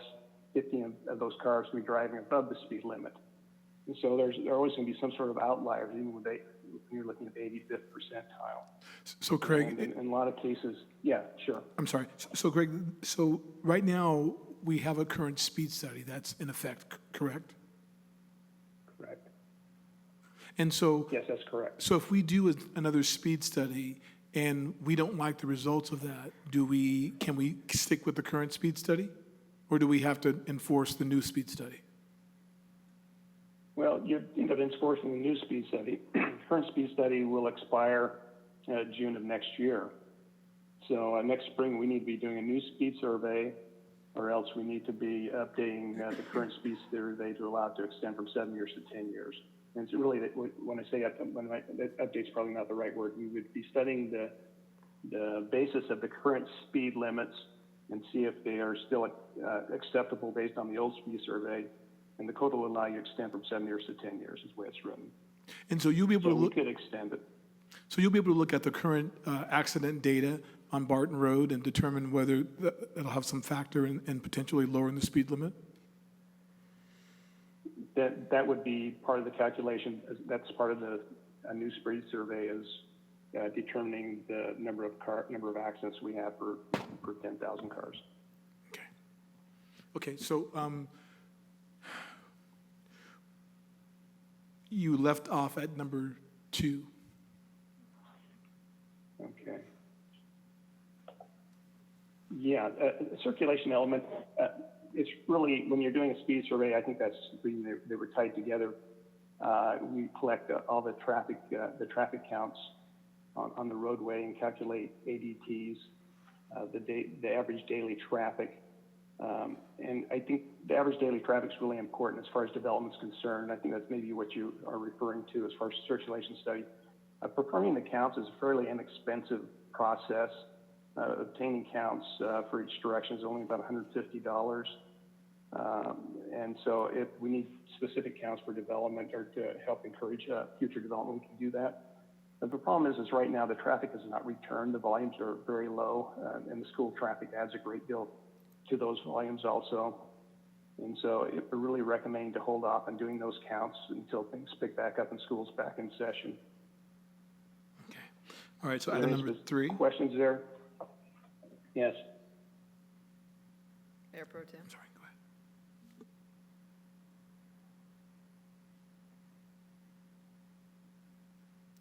Mayor Pro Tem looks like he's left the meeting. All right, did we have questions on number 2? All right. Mr. Bradshaw, will you continue on to number 3, please? Okay, number 3, the question's come up regarding trucks being prohibited on residential streets. That it came up regarding Grand Terrace Road. Grand Terrace Road actually has some signs right now posted, no trucks, and that it's not a truck route. They could be posted more at the entrance of the Grand Terrace Road off of Barton Road. But trucks are currently prohibited in residential streets except for unless they're doing a point of delivery. And I believe there's also a comment that was made regarding utilizing a barrier, a raised median to help prevent trucks from turning onto Grand Terrace Road. We would not recommend that right now. And we would wait and see if we can restrict trucks without using a barrier and what kind of volumes we have out there. The problem with the raised barrier, of course, you've got a bike lane there, you would take away that location, and it just becomes another obstacle for bicyclists or motorcyclists or emergency vehicles to run into. Okay, are there any further questions there? But right now, the municipal code allows us to prohibit trucks. It prohibits trucks on residential streets, except for point of delivery. Councilmember Robles, did you have a question on this item? Yes, I just wanted to possibly clarify, at the last meeting, there was no map when there was a discussion of Newport. My comments were having to do with signalizing Mount Vernon and whatever cross street that is before you descend down Mount Vernon slope. So I just want to be sure that my comments were taken correctly. I think there was some talk about signals. I think I mentioned that a little bit later on. That kind of leads us into signs be installed at Canal and Newport. That was another item that was brought up. That item also will need to wait until after school session gets back in, until school's back in session. Right now, it would not be warrants. Okay. Thank you. This is what. Councilmember Robles. What you're referring to is Mount Vernon Canal. Okay. Yes, she was referring. I get those little side streets mixed up. Yeah. And so one of the things that we can do too to address that issue is that, we have the Spring Mountain Mitigation Fund. And so there's a signal component there. So we can look at, and we'll talk with Craig about, based upon the traffic circulation, and if there is a signal warranted there, and look at the total overall dollars you have in that Spring Mountain Ranch Fund, because clearly people are coming up the slope from and going into High Grove. And so I could see the nexus being able to use those funds. So we'll come back to the council with information on Spring Mountain Ranch and the ability to look at signalizing some of those intersections on Mount Vernon. Okay. Moving on, there's quite a bit of discussion about Mount Vernon Canal in the previous meeting. The Highway Safety Improvement Project is nearing completion, and they'll be enhancing that intersection. They've already added the oversized 48-inch stop signs. There's flashing stop ahead signs that have been installed on Mount Vernon, and there's also enhanced crosswalks that are going to be installed in the near future. And there's some questions about some more things we could help to encourage stop sign compliance and have people slow down. You could severely neck down those lanes to reduce the speeds at that intersection. Cost is fairly expensive. It's about $10,000 for each corner that you neck down. So he's looking at probably $40,000 or $50,000 for that whole intersection, and just narrowing the roadway and the crossings. The installation of rumble strips I've seen done before in advance of stop signs. The cost is about $3,000. Radar speed back signs, depending on if they're solar and if you don't have a good location to mount the radar feedback signs, the cost ranges from about $6,000 to $12,000. I've been discussing with the Safe Routes to School program liaison, and they're looking at paying for radar feedback signs this year in lieu of other Safe Routes to School programs. So those funds may become available, and that'd be a good location. I think I say bulb out and choke intersection. Actually, it's kind of similar to the narrowing of lanes. I think I'm mixing those two, but basically what you do is you narrow the lanes. Number 5, we talked a little bit about this in the previous meeting, crosswalk tables. That's where the crosswalks are actually raised. They're really not recommended on commercial collectors or arterials. They can consider for residential collectors or residential roadways, but there's ADA, drainage, emergency vehicle access approvals, and lighting and signage and pavement marking considerations. It's about $10,000 more per location. Traffic signals that we're just mentioning, traffic signals require warrants, which are requirements. They're met to justify their installation. The requirements are really clearly spelled out in the MUTCD, and without meeting the warrants, they don't see it to liability. But a large number of the very serious accidents occur at signalized intersections with pedestrians and vehicles. We're looking at that 40,000 deaths per year. Well, of that number, 6,000 to 7,000 of those deaths are bicyclists and pedestrians. They're really disappropriately, they're a much higher percentage than cars as far as the number of bicyclists and pedestrians are in the roadway. Anyway, current costs about $350,000 for design and installation for a traffic signal, and cost to maintain each year is about $7,000 or $10,000. The recommendation right now is to install the rest of the HSIP improvements, and then we'll do a follow-up study, and we'll understand traffic volumes, vehicle mix, and stop sign compliance. What we do is we actually have a company come out, and they will do the traffic counts for the full intersection, all the approaches. They pick up the numbers of pedestrians, number of bicyclists, and we can also have them pick up the number of vehicles that are not complying with, not coming to complete stops. And so we can have a full picture of what's actually happening at the intersection. Is there any questions on this item? Questions on this item? No, Mr. Bradshaw. Okay. The next item, I think there's quite a bit of talk about truck traffic using Mount Vernon north of Barton Road. Looking at the truck route ordinance, Mount Vernon's a truck route from Barton Road to Main Street only. And so we have 4 truck routes in the city. We have the Mount Vernon south of Barton Road. We have Barton Road. We have La Cadena, and we have Main Street, which we share with Riverside County. And so Mount Vernon's not a truck route north of Main Street, north of Barton Road, and so that can certainly be enforced. Looking at Mount Vernon as you're leaving Colton, it really is not posted with no truck signage. What we would suggest is we post that with no truck signage. And looking at the municipal code, we should consider increasing the cost of the violations, and we would work with the sheriffs on that and work with them for selective enforcement. And there's some other options to consider that would require sheriff's involvement, truck checkpoints, as far as being overweight, registration, safety violations. And typically, if truckers get 2 tickets for violations, they lose their license. They no longer drive. And so it's fairly easy to get compliance. And you'll really discourage truckers using the roadway if we can do some checkpoints. There's also another issue that could be used.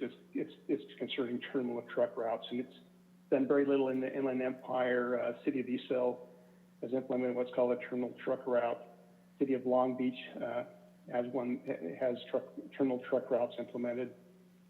City of Ontario does not. No one else in the area does. And what a terminal truck route is it's a route that's designed specifically for trucks that are over length. Any of the trucks that have a trailer that is longer than 40 feet, or else they have a tractor with a sleeping component behind it, those trucks are over length and they should not even be on city streets. And they need to stay on the freeway. And that could also be enforced. I see it enforced very little in Inland Empire, but the truckers all understand the terminal truck route issue, but I think a lot of cities just seem to ignore that issue for whatever reason. I think that concludes my remarks on that. Thank you, Mr. Bradshaw. Are there requests to speak on this item? No, Madam Mayor. Do we know what happened to Mayor Pro Tem? I have been emailing him, re-inviting him, and I'm not getting a response. Okay. We'll close public comment and bring it back to council. The staff is asking for receive and file. So do I have a motion to receive and file? Councilmember Allen? I will make the motion to receive and file, and I'd like to make a comment Okay. after the second. Is there a second? Second. Okay, motion by Councilmember Allen to receive and file, second by Councilmember Hussey. Councilmember Allen, you had comments? Yeah, I just wanted to say that in thinking about this route, specifically we talk about Mount Vernon, and there's discussions about signalizing the intersections, and I just think that I can imagine that when the lights are green, what the results would be. You know, when we talk about people, speeding on Mount Vernon, they can only go from stop sign to stop sign, and then they have to stop. Or the big truck, he only has to go from stop sign to every stop sign he has to stop. But if they've got a green light all the way through, can you imagine what they're going to do on Mount Vernon? Can you imagine if they come down, if they're headed north on Mount Vernon and they go through that canal intersection with a green light and head down that hill at 60 miles an hour, trying to beat the light so they, so I actually think that, having four-way stops is the more logical, like we're doing, and cost-effective method to keep the traffic managed on Mount Vernon. If you synchronize the lights and you post that they're synchronized for a certain speed, that does reduce the speed. I've seen Because- that. I've seen that. They call it the green wave. Yeah, I've seen, and I've seen it done is true. effectively, but you have to make sure that you're synchronized But then you'll still get the ones that try to beat the light. and that are red. Yeah. All right, further comments? All right, please call the vote. Councilmember Allen? Yes. Councilmember Hussey? Yes. Councilmember Robles? Yes. Mayor McNabo? Yes. Mayor Pro Tem Wilson is absent. Motion passes. Okay, so we have no requests for future agenda items. So we have city council communications. We'll begin with Councilmember Allen.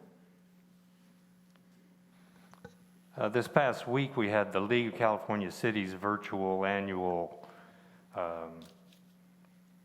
conference, and so I attended that, virtually online. It didn't work out quite as smoothly as our meetings here do. I ended up all I could get were it was like text messaging. There was I couldn't connect video-wise, couldn't speak, I couldn't hear anyone. I could just see some of the meetings, people were actually, that was their method of communication. But however, it was a interesting conference and the meetings that they had. So that's what I did for the city. Thank you, Councilmember Allen. Councilmember Bill Hussey. Yeah, I just want to thank the residents who offered me water and stuff when I was out there walking around everywhere. It was hot, but I just want to thank them and thank you for your concerns and your questions.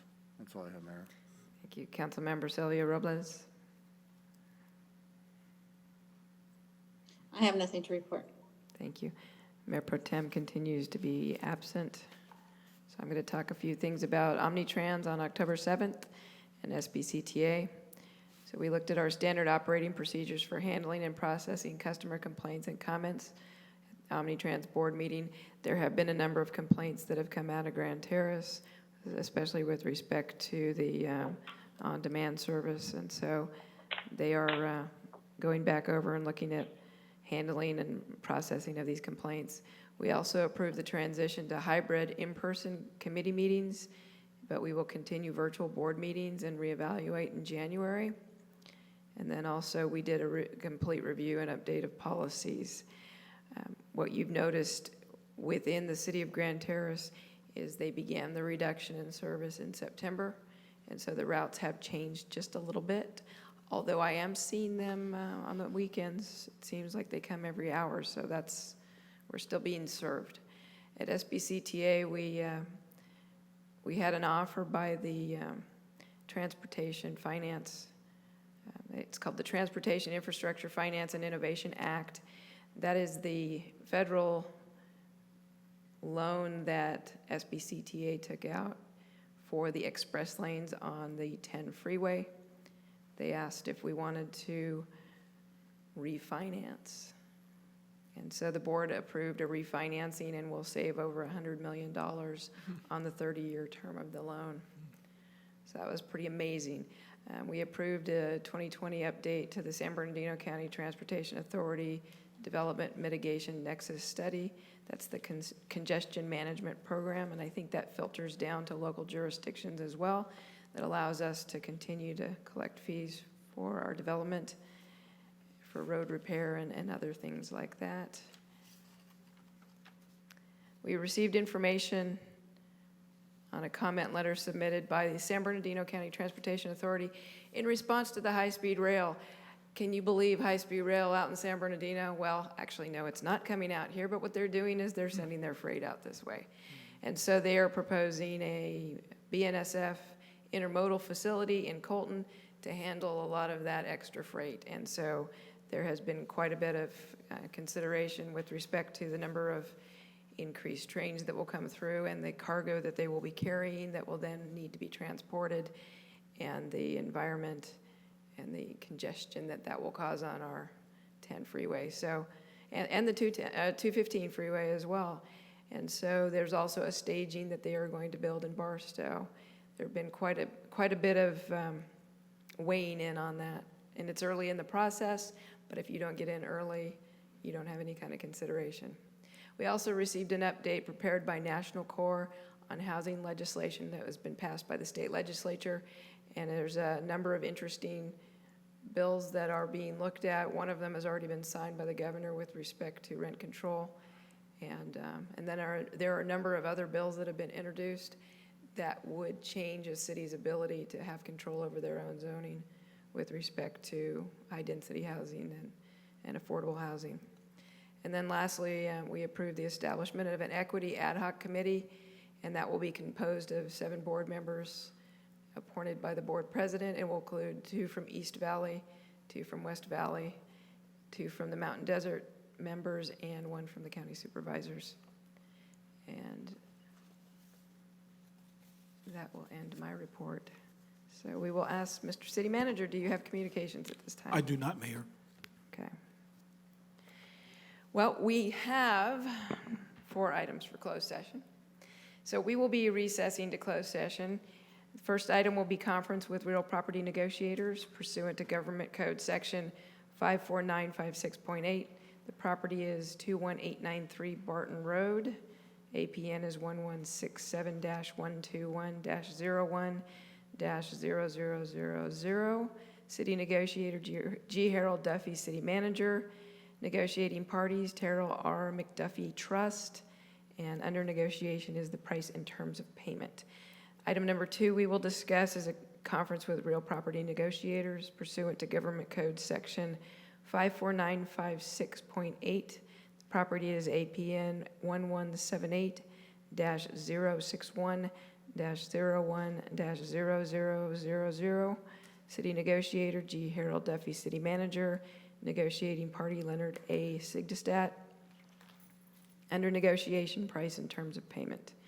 Item number 3, conference with real property negotiators pursuant to Government Code Section 54956.8. The property is 22795 Barton Road, APN 0276-202-82-P000.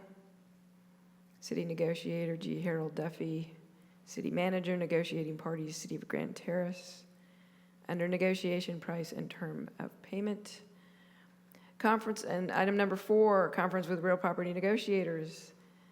Pursuant to Government Code, section, say it with me, 54956.8. Property is 22115 Barton Road, APN 1167-231-11-0000. City Negotiator G. Harold Duffy. City Manager, negotiating party Ali M. Yassin. Under negotiation, price and terms of payment. So at this time, we are in recess to close session.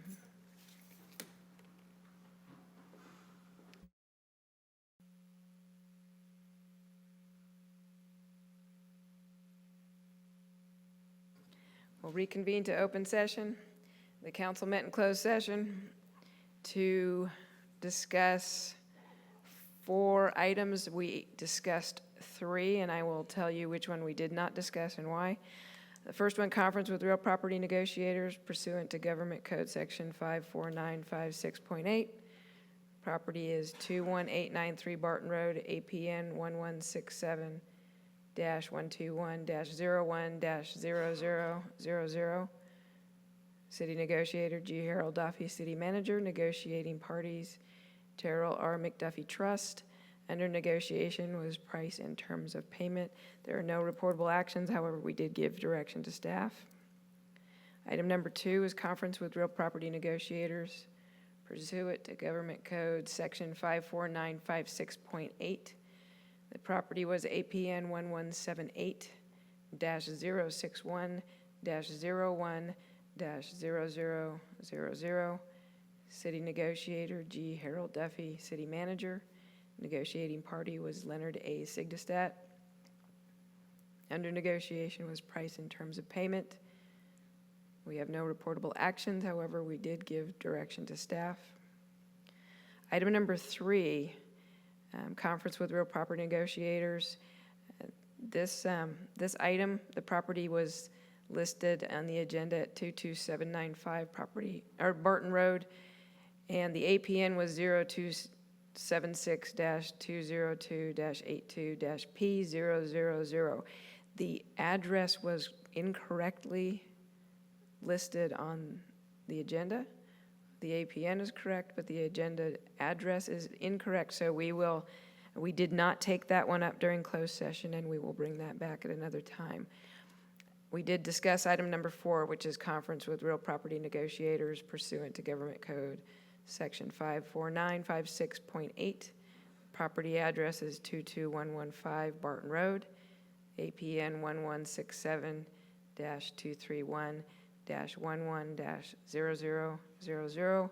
City Negotiator G. Harold Duffy. City Manager, negotiating parties Ali M. Yassin. Under negotiation, price and terms of payment. There were no reportable actions on this item, although we did give direction to staff. And so at this time, we will adjourn to our next regular city council meeting to be held on Tuesday, October 27th, 2020 at 6 p.m. Any request to have an item placed on a future agenda must be made in writing, submitted to the city clerk's office, and the request will be processed in accordance with council procedures. Thank you all for your attention and time tonight. We are adjourned.